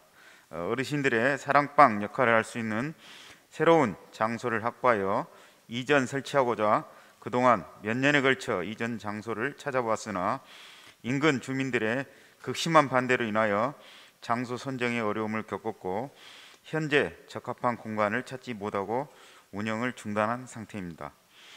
방학 3동 구립 경로당을 새로운 장소로 확보해 설치하는 것은 그동안 많은 어려움이 있었던 만큼 장기적으로 검토할 사항으로 주변 여건 및 인근 주민들의 다양한 의견 등을 고려하여 추진할 계획입니다. 참고로 12월 6일 신동아 5단지 아파트 경로당 신규 설치 신고를 수리하였으며 코로나19가 완화되면 방학 3동 구립 경로당을 이용하신 어르신들께서 함께 이용할 수 있도록 안내할 예정임을 말씀드립니다. 이어서 쌍문동 지역 복지사각지대 해소를 위한 쌍문동 지역 복지센터 설치 운영에 대하여 답변드리겠습니다. 현재 도봉구는 민간의 중추적인 역할을 수행하는 종합사회복지관을 인구 10만 명당 1개소로 총 3개소를 운영하고 있습니다. 다만 동별로 구분하였을 때 쌍문동 지역 주민이 보다 가까이에서 누릴 수 있는 종합사회복지관이 없는 점을 안타깝게 생각하고 있습니다. 그래서 올해부터 종합사회복지관은 균형 있는 복지사각지대 해소를 위해 기존의 운영 방식을 탈피하여 지역 밀착형 사회복지관을 시범 운영 중에 있습니다. 이에 방학골 종합사회복지관은 쌍문 이동에 담소제라는 거점기관을 마련하여 운영 중이고 창동 종합사회복지관은 쌍문 1동과 쌍문 3동의 거점기관을 마련하는 절차 중에 있습니다. 이러한 선행적인 방법을 통해 복지시설 지역적 편중으로 인한 복지사각지대 발생을 예방하고 주민의 복지 접근성과 주민 주도성을 강화하고자 합니다. 이런 지역 밀착형 사회복지관 운영 방식은 현장 기반의 새로운 시도라는 궁극적인 평가를 받고 있습니다. 또한 2022년에 제5기 4개년 지역사회보장계획 추진 시 지역복지욕구조사 단계에서 쌍문동 지역 주민의 의견 수렴과 참여를 적극적으로 도모하여 도봉구 복지균형 발전을 중장기적으로 모색하고자 합니다.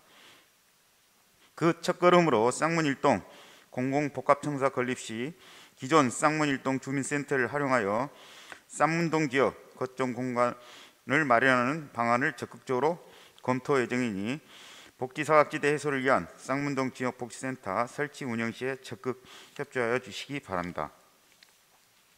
다음은 이경수 의원님께서 질문하신 사회복지시설 민간위탁의 관리에 관한 문제점과 개선점에 대하여 답변드리겠습니다. 복지사업법 시행규칙 제21조 2에 근거하여 민간 영역의 강점과 역량을 활용하여 창의적이고 유연한 방식으로 운영하고자 민간위탁 방식으로 사회복지시설을 운영하고 있습니다. 현재 사회복지시설 민간위탁 시에는 시설장을 수탁자 선정 후 공개 모집으로 채용하고 있으나 도봉구 사회복지시설 설치 및 운영에 관한 조례 일부 개정을 통해 시설장의 운영 의지와 전문성 등을 수탁자 선정 이전에 시설장의 공신력을 검증하는 절차를 마련하여 투명한 시설 운영을 확보하도록 하겠습니다. 어르신 장애인과의 올해 새 수탁자인 청춘만세 어르신문화센터 2개소는 법인의 공신력과 적극적이고 투명한 시설 운영을 할 수 있는 시설장을 검증하고 채용하였습니다. 도봉어르신복지관 관장 승인과 관련하여는 해당 수탁법인의 쟁송 관련 사실은 2021년 10월 20일 서울시 공문을 통해 알게 되었으며 이후 해당 법인의 이사 관련 행정소송 및 행정심판이 각각 기각되어 법인 이사의 의결이 효력이 상실됨에 따라 후속 조치를 요구하였으며 현재는 법인에서 이사의 구성 이후 의결을 통해 시설장을 임명하기 전까지 현 관장으로 하여금 시설장 직위를 임시 수행토록 조치하였습니다. 향후 이러한 사례가 발생하지 않도록 사회복지시설의 지도 감독을 보다 철저히 수행하여 수탁자가 시설 운영에 긴장감을 놓치지 않도록 할 것입니다. 현재 복지국 소관부서 및 시설에 매년 지도 감독하고 있으며 수검 사례를 공유하여 사전 점검을 철저히 수행하도록 조치하고 있습니다. 그럼에도 불구하고 반복적인 수검 사례 발생 시 시설장의 책임을 묻는 행정처분을 강화하고 재위탁 시 감점 사항으로 반영하는 등 위반 사항에 대하여 강력하게 조치하도록 하겠습니다. 미흡 시설에 대한 강력한 조치뿐만 아니라 모범적으로 운영하는 사회복지시설에게는 우수복지관 인센티브를 지원하여 동기부여하고 타 시설이 이를 배울 수 있도록 우수 사례를 공유하여 지역사회복지 균형 발전을 모색하도록 하겠습니다. 올해 도봉구는 보건복지부 지역복지사업 민간 협력 및 자원 연계 부분 평가에서 전국 대상을 수상하였습니다. 이는 민과 간이 협력하여 이루어낸 쾌거입니다. 우리 구는 지속적으로 사회복지시설 운영에 내실화를 기할 것이며 이를 통해 국민이 체감하는 복지 향상을 위해 노력하겠습니다. 이상으로 복지지원국 소관 사항에 대한 답변을 모두 마치겠습니다. 경청해 주셔서 감사합니다.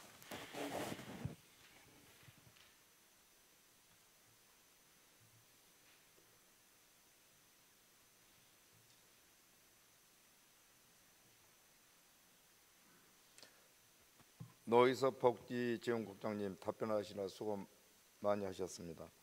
다음은 김진효 도시관리국장님 나오셔서 소관 상황에 대하여 답변해 주시기 바랍니다.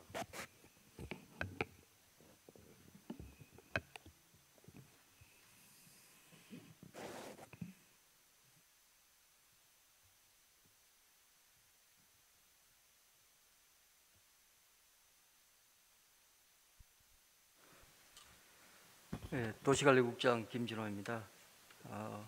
의정활동의 노고가 많으신 박진식 의장님과 의원님들께 감사의 말씀을 드리며 도시관리국 소관 사항에 대해 답변드리겠습니다.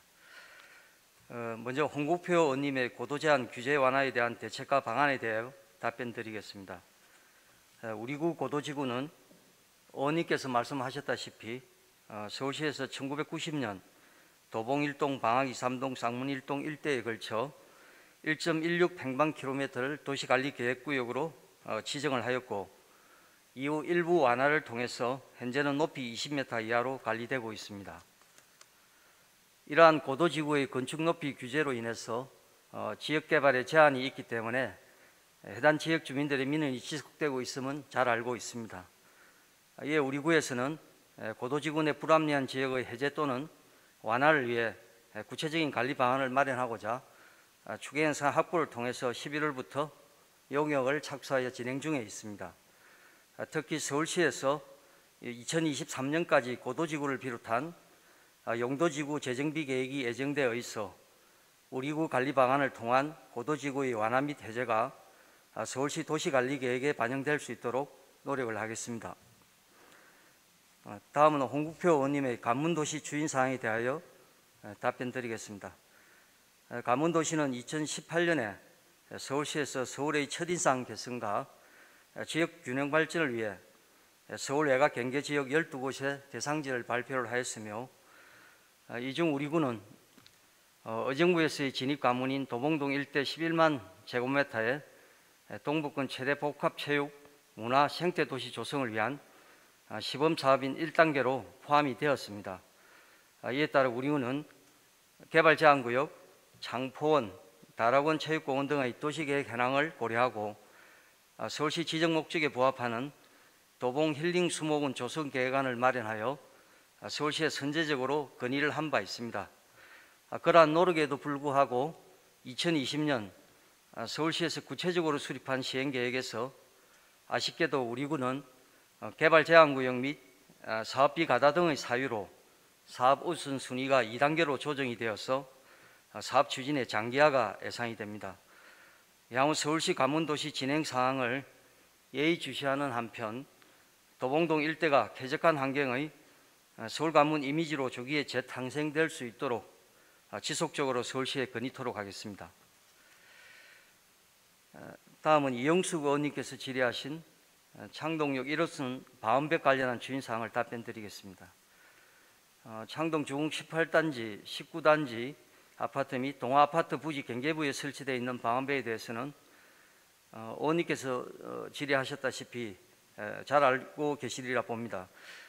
철도공단에서 철도 소음으로 인한 지역주민 불편 해소 및 철도 연변의 환경 개선을 위해 방음벽 개량 공사를 착공을 하였으나 철도공단에서 이제 와서 소관 사항이 아니라며 공사를 중단한 상태입니다. 해당 방음벽은 철도기관의 관리대장을 통해 관리가 되고 있었고 LH공사의 택지개발 준공 후에는 인수인계서 내용에도 방음벽을 이관한 사실이 없습니다. 철도 운행에 따른 소음 문제임에도 불구하고 주민 민원에 대한 해결 노력 없이 우리구로 책임을 미루고 있는 실정입니다. 그간에 철도공단 측과 현장에서의 면담, 공문 발송 등을 통해서 방음벽 공사가 재개되도록 촉구를 하였고 아파트 입주자 대표회의 주민 간담회를 통해서 방음벽 관련 해난 사항을 공론하고 대응 방안을 마련하고자 노력을 해왔습니다. 그럼에도 불구하고 철도공단에서는 책임을 회피하고 있는 바 철도공단의 지속적인 민원 제기와 함께 국민권익위원회 조정 요청 등 주민과 우리구의 보다 적극적인 공동 대응 방안을 모색토록 노력을 하겠습니다. 다음은 김기순 의원님께서 질의하신 쌍문 근린공원 내 산책로 안전관리 및 쓰레기 무단 투기 단속에 대해서 답변드리겠습니다. 공원 이용자들의 편의와 안전을 위하여 매년 시비를 확보하여 유지 관리를 하고 있습니다. 그러나 근린공원의 규모에 대비해서 예산과 관리 인력의 한계로 인해서 의원님께서 말씀해 주신 위험 수목, 보행 불편 및 쓰레기 투기 등이 부분적으로 발생하고 있는 실정입니다. 금년에는 쌍문 근린공원 산책로 안전관리 및 보행 편의 제공을 위해서 12.3억 원을 확보하여 산책로 정비와 함께 토사유실 방지 및 배수시설을 설치를 하였고 수목을 식재한 등 보행 환경을 개선한 바 있습니다. 향후에 정기적인 근린공원 산책로 점검을 통해서 위험 수목과 불량한 보행 환경 실태 파악을 사전에 조사하고 제거해서 사고 예방에 최대한 힘쓰겠습니다. 다음은 이승민 의원님께서 질의하신 도봉일동 마을마당 내 화장실 설치에 대해서 답변드리겠습니다. 도봉일동 마을마당은 조성된 지 20년이 경과되어서 시설 노후화로 금년에 구비 4억 원을 확보해서 전민 재정비를 실시한 바 있습니다. 마을마당 재정비를 위한 사전 설계 과정에서 동주민센터를 통한 주민 의견 수렴과 또 마을마당 현장의 현수막 개첨 등을 통해서 지역 주민의 의견을 최대한 반영하여 운동기구, 어린이 놀이시설, 휴게 공간 등 주민 편의 시설을 계획을 하고 새롭게 조성을 마쳤습니다. 현재 관내마을마당은 13개소가 있습니다. 다만 이제 일반 공원과는 달리 공간이 협소하여 화장실을 설치한 마을마당은 한 군데도 없는 실정입니다. 그럼에도 화장실 신규 설치에 대한 주민들의 요청이 있는 만큼 마을마당 공간 내 설치 가능 여부와 상대 민원의 가능성, 인근 공용 화장실 이용 등 현장 조사를 통해서 화장실 설치 여부를 검토토록 하겠습니다. 마지막으로 이경숙 의원님께서 질의하신 창호동 공원 조성의 필요성에 대하여 답변드리겠습니다. 의원님께서 말씀하신 창호동 주민센터 주변 지역은 북한산 아이파크 아파트를 비롯한 주거지역 주변임에도 불구하고 물품 보관 창고, 세차장, 주차장 등이 위치하고 있어 환경 개선과 함께 지역에 부족한 주민 편의 시설의 도입 필요성이 있다고 판단이 됩니다. 현재 창동역 동청에 추진 중인 서울 아레나 조성 사업 등 창동 상계 신경제 중심지 대규모 복합 개발의 효과를 쌍문동 지역으로까지 확대하고자 쌍문동 생활권 중심 지구 단위 계획 재정비 용역을 시행 중에 있습니다. 그 용역에서 말씀하신 지역에 대해서 공원 등 주민 편의 시설에 대하여 검토하도록 하겠습니다. 다만 이러한 편의 시설의 도입 시에 사유지 토지 보상은 물론 공사에 막대한 예산이 소요되므로 이에 따른 재원 조달 방안 등 중장기적인 계획 검토가 필요하다고 사료가 됩니다. 이상으로 도시관리국 소관 사항에 대한 답변을 모두 마치겠습니다. 경청해 주셔서 감사합니다.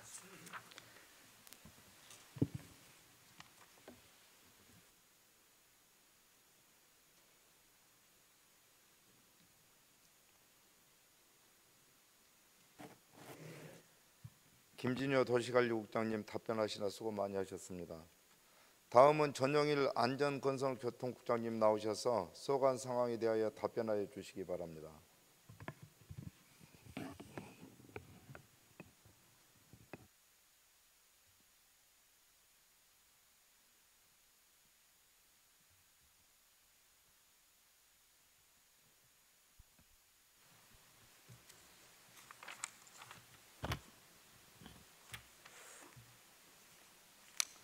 안녕하십니까. 안전건설교통국장 전용일입니다. 2021년 한 해가 이제 얼마 남지 않았습니다. 금년 한 해 동안 국민의 삶을 위해 노력해 오신 박진식 의장님과 강신만 부의장님을 비롯한 의원님들께 깊은 감사의 말씀을 드립니다. 다가오는 새해는 코로나19가 종식되어 다 함께 일상으로 돌아가는 희망찬 새해가 되기를 소망하면서 구청장님께서 답변하신 사항을 제외한 안전건설교통국 소관 사항에 대하여 답변 드리도록 하겠습니다. 먼저 이용숙 의원님께서 질문하신 GTX 시노선의 진행 상황에 대해 답변 드리겠습니다. GTX 시노선은 BTO 방식 수익형 민자 투자 사업으로 그동안 2018년 예비 타당성 조사, 2020년 타당성 조사 및 기본계획 수립을 거쳐 올 1월 KTX 의정부 연장을 반영한 시설사업 기본계획이 고시되어 민간 투자자 모집 등 정상적으로 추진되고 있었습니다. 그간 시설사업 기본계획에 따른 우선협상 대상자 선정까지 비공개로 진행된 과정에서 민간 투자자의 창농역, 지상, 경원선 공용 제한이 있었고 이를 바탕으로 국토교통부와 실시협약 협상이 진행되고 있는 것을 우리 구에서 확인하였습니다.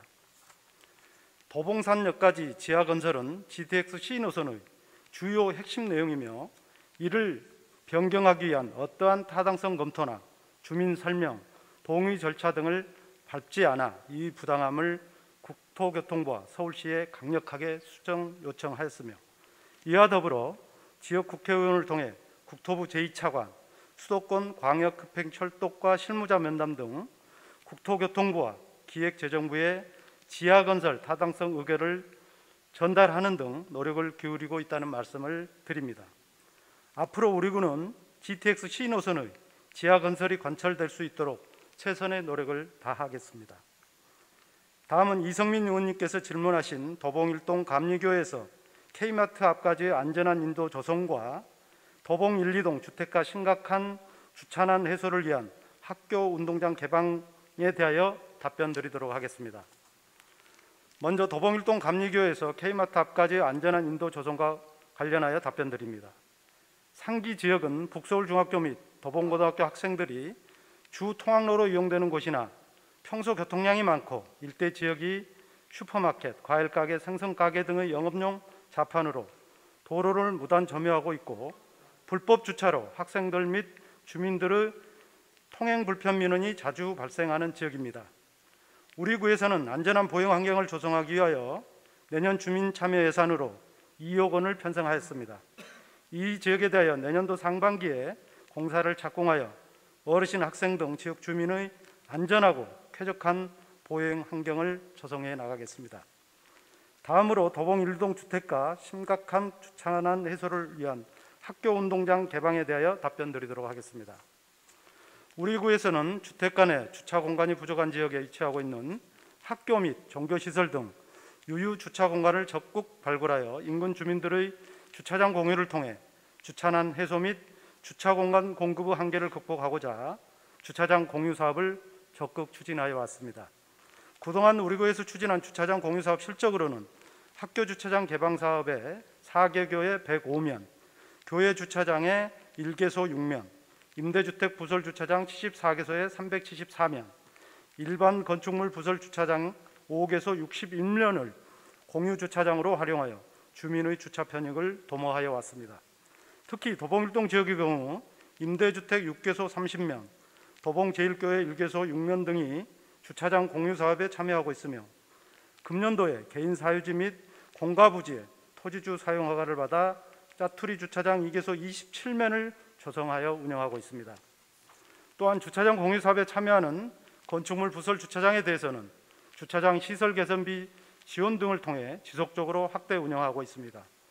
앞으로도 저층 주거지역 주차 문제 해소를 위해 여유 주차 공간을 적극 발굴하여 주차장 공유 사업에 참여할 수 있도록 주민 홍보를 강화하고 주차장 공유 사업 참여 건축물에 대해서는 주차 시설 개선, 주차 수익금 기속 등 다양한 인센티브를 제공하여 주차장 공유 사업이 더욱 활성화될 수 있도록 노력하겠습니다. 다음은 조미애 의원님께서 질문하신 주정차 단속 유예 시간 확대 제한과 쌍문동 공용주차장 확보에 대하여 답변드리도록 하겠습니다. 먼저 주정차 단속 유예 시간 확대 제한에 대한 답변입니다. 현재 우리 구에서는 오전 11시부터 오후 2시 30분까지 점심시간에는 단속을 유예하고 있고 오후 6시부터 9시까지는 민원이 접수된 사항에 대해서만 단속을 하고 있습니다. 이로 인하여 코로나19 이전과 비교했을 때 단속 건수가 23.7%가 감소하였습니다. 의원님께서 건의하여 주신 코로나19로 인해 침체되어 있는 민생경제 활성화 지원의 필요성에 적극 공감하며 불법 주정차 단속의 목적인 법규 준수에 따른 구민 안전 확보와 조화롭게 추진할 수 있도록 단속 업무를 효율적으로 수행하겠습니다. 다만 야간 시간대 주차를 합법화할 경우 소방차 통행에 장애를 초래할 수 있다는 서울소방재난본부의 협조 요청도 있어 현장 상황에 따라 탄력적으로 단속을 시행하여 주민 불편을 최소화하고 특히 소상공인과 자영업자의 피해가 없도록 노력을 다하겠습니다. 이어서 쌍문동 공용주차장 확보 관련 답변 드리겠습니다. 주차장 부족 문제는 주거 문제와 더불어 도시의 큰 과제가 아닐 수 없습니다. 공용주차장 조성 사업의 경우 토지 가격 상승으로 적정 부지 및 부지 매입비 확보 등의 많은 재원을 필요로 하여 주차장 확충 사업에 많은 어려움이 있는 실정입니다. 모든 지역에 공용주차장을 조성하기에는 우리 구 재정 여건이 충분치 않음을 이해하여 주시기 바랍니다.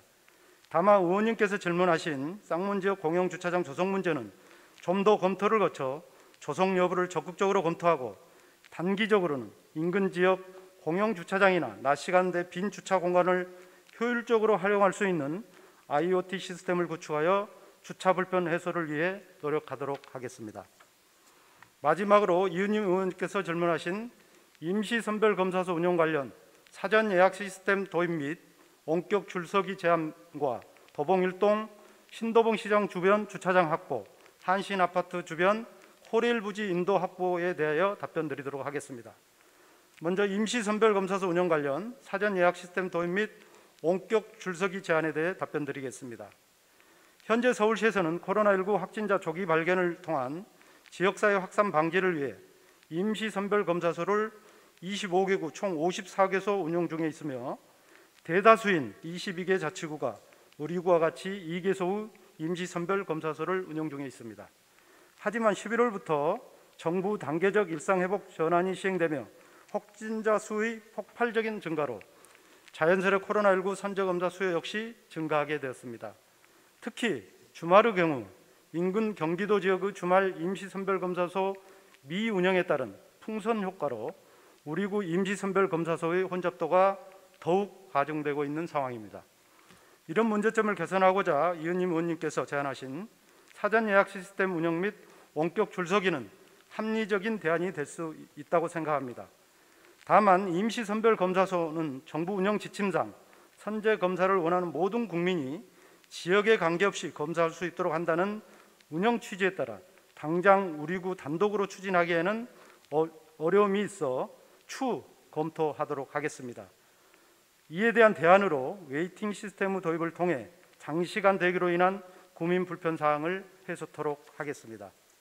또한 창동역 2번 출구 공용주차장에 서울시 코로나19 검사소가 주중 주말 13시부터 21시까지 운영되고 있으며 여기에 더해 우리 구 보건소 선별진료소도 평일 9시에서 21시, 주말 9시에서 18시까지 연장하여 운영 중이며 임시선별검사소 2개소 역시 토요일 운영 시간을 13시에서 18시까지로 연장 운영토록 하는 등 검사 수요 분산을 통해 주민 불편을 완화해 나가겠습니다.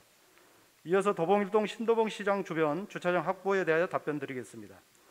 신도봉시장 주변 노후된 시장 및 저층의 주택이 밀집된 지역으로 시장 주변 반경 300m 이내에 공영주차장 2개소 46면이 확보되어 있으며 2019년 주차수급 실태 조사 결과 주차장 확보율은 131.4%로 도봉구 평균 주차장 확보율 115.3%보다 양호한 지역입니다. 우리 구에서 추진하고 있는 공영주차장 확충 사업은 대부분 시비를 지원받아 추진하는 사업으로 주차장 후보지 반경 300m 이내 공영주차장이 확보되어 있지 않고 주차장 확보율이 100% 미만일 경우 우선순위로 시비를 지원받아 주차장 사업을 추진하고 있습니다. 그런 면에서 시비를 지원받아 우선적으로 조성하기에는 어려움이 있는 현실입니다. 하지만 신도봉 시장 및 주변 상가 활성화를 위해 공영주차장이 추가 조성될 수 있도록 적정 부지 및 소요 예산을 확보하는 방안을 다각적으로 강구하여 신도봉 시장 주변 주차 문제가 해소될 수 있도록 노력하겠습니다. 다음은 한신아파트 주변 코레일 부지 인도 확보에 대하여 답변드리겠습니다. 현재 도봉이동 도봉역 하부 공간에 위치한 도봉자동차 매매상사는 1995년 10월 26일 한국철도시설공단으로부터 부지를 임대하여 자동차 매매업을 하고 있는 개인 사업 부지로 한국철도시설공단과 2018년 2월 1일부터 2023년 1월 31일까지 5년간 국유재산 유상 사용허가 기간 중에 있습니다. 2023년 1월 31일 유상 사용허가 기간이 종료되는 시점을 전후하여 한국철도시설공단과 협의하여 계약 갱신 시 부지 일부를 보도로 조성할 수 있도록 노력하겠습니다. 이상으로 안전건설교통국 소관사항에 대한 답변을 마치겠습니다. 경청해 주셔서 감사합니다.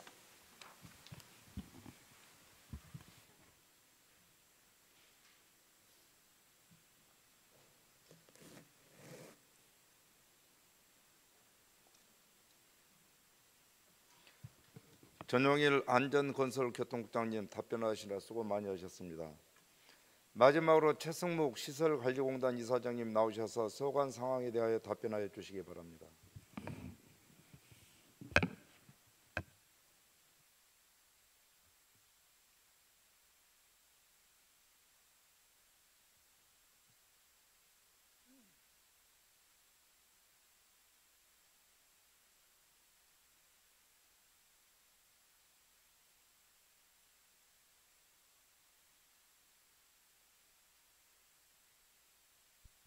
답변드리겠습니다. 먼저 이영숙 의원님께서 질문하신 공단의 기강 확립 대책에 대하여 답변드리겠습니다. 저희 공단에서는 금년부터 안전감사 TF팀을 구성하여 운영하고 있으며 내년 1월 27일부터 중대재해처벌법이 시행됨에 따라 안전기능과 자체 감사기능 보강을 위하여 2022년 안전감사 TF팀을 정식팀으로 개편과 인력 증원을 진행 중에 있으며 공단의 규율과 질서를 바로 세우고자 자체 감사 규정 정비 및 시행 내규를 제정하였고 특히 직장 내 괴롭힘 및 성희롱 등 잘못된 의식 개선을 위하여 지속적인 교육을 실시하고 고충 상담 및 구제 절차를 강화하는 등 다양한 대책을 수립 추진하여 청렴하고 안정적인 조직으로 거듭 태어날 수 있도록 최선을 다하여 노력을 하겠습니다. 다음은 강신만 의원님께서 질문하신 공단에 대한 종합감사 결과와 관련한 개선 대책에 대해 답변드리겠습니다. 2021년 구청 종합감사 결과 총 62건의 지적사항과 신분상 조치 117명, 초과근무 과다지급액 5,204만 9,160에 대한 시정 요구가 있었습니다. 이에 저희 공단은 행정업무 전반에 걸쳐 규정의 재정비를 추진하고 전 직원이 규정을 숙지하여 준수할 수 있도록 상시적인 교육을 진행 중에 있으며 또한 공단 전자문서 결제 시스템에 별도의 게시판 위기 탈출 넘버원을 개설하여 5년간의 공단 감사 지적사항을 게시하여 전 임직원이 공유함으로써 동일한 지적사항이 재발되지 않도록 노력하고 있습니다. 향후 직원들이 업무 수행에 소홀함이 없도록 기본적인 역량 강화를 위한 교육을 강화하고 다양한 재발 방지 대책 등을 수립하여 추진토록 하겠습니다. 이상으로 시설관리공단 소관사항에 대한 답변을 마치겠습니다. 경청해 주셔서 감사합니다.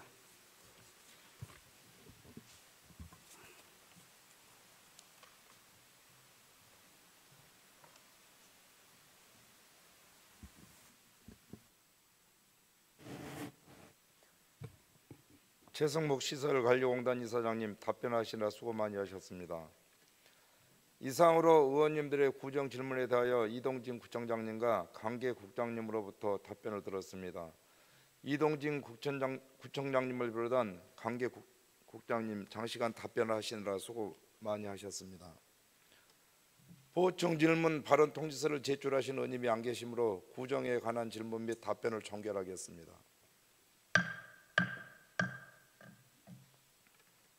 의원 여러분 그리고 관계 공무원 여러분 수고 많이 하셨습니다. 이틀간에 걸친 구정 질문을 통해 의원님들이 제안하신 도봉구 발전을 위한 좋은 의견에 대해서 집행부 관계 공무원께서는 구민의 입장에서 심도 있게 적극적으로 검토하여 주실 것을 당부드립니다. 그리고 구정 전반에 대하여 알차고 꼼꼼하게 질문해 주신 의원 여러분께 이 자리를 빌려 깊이 감사드립니다. 또한 이동진 구청장을 비롯한 강계 국장님의 장시간 답변에도 깊은 감사를 드립니다. 이상으로 오늘의 의사 일정을 마치고 제4차 본회의는 12월 17일 오전 10시에 개의하도록 하겠습니다. 산회를 선포합니다.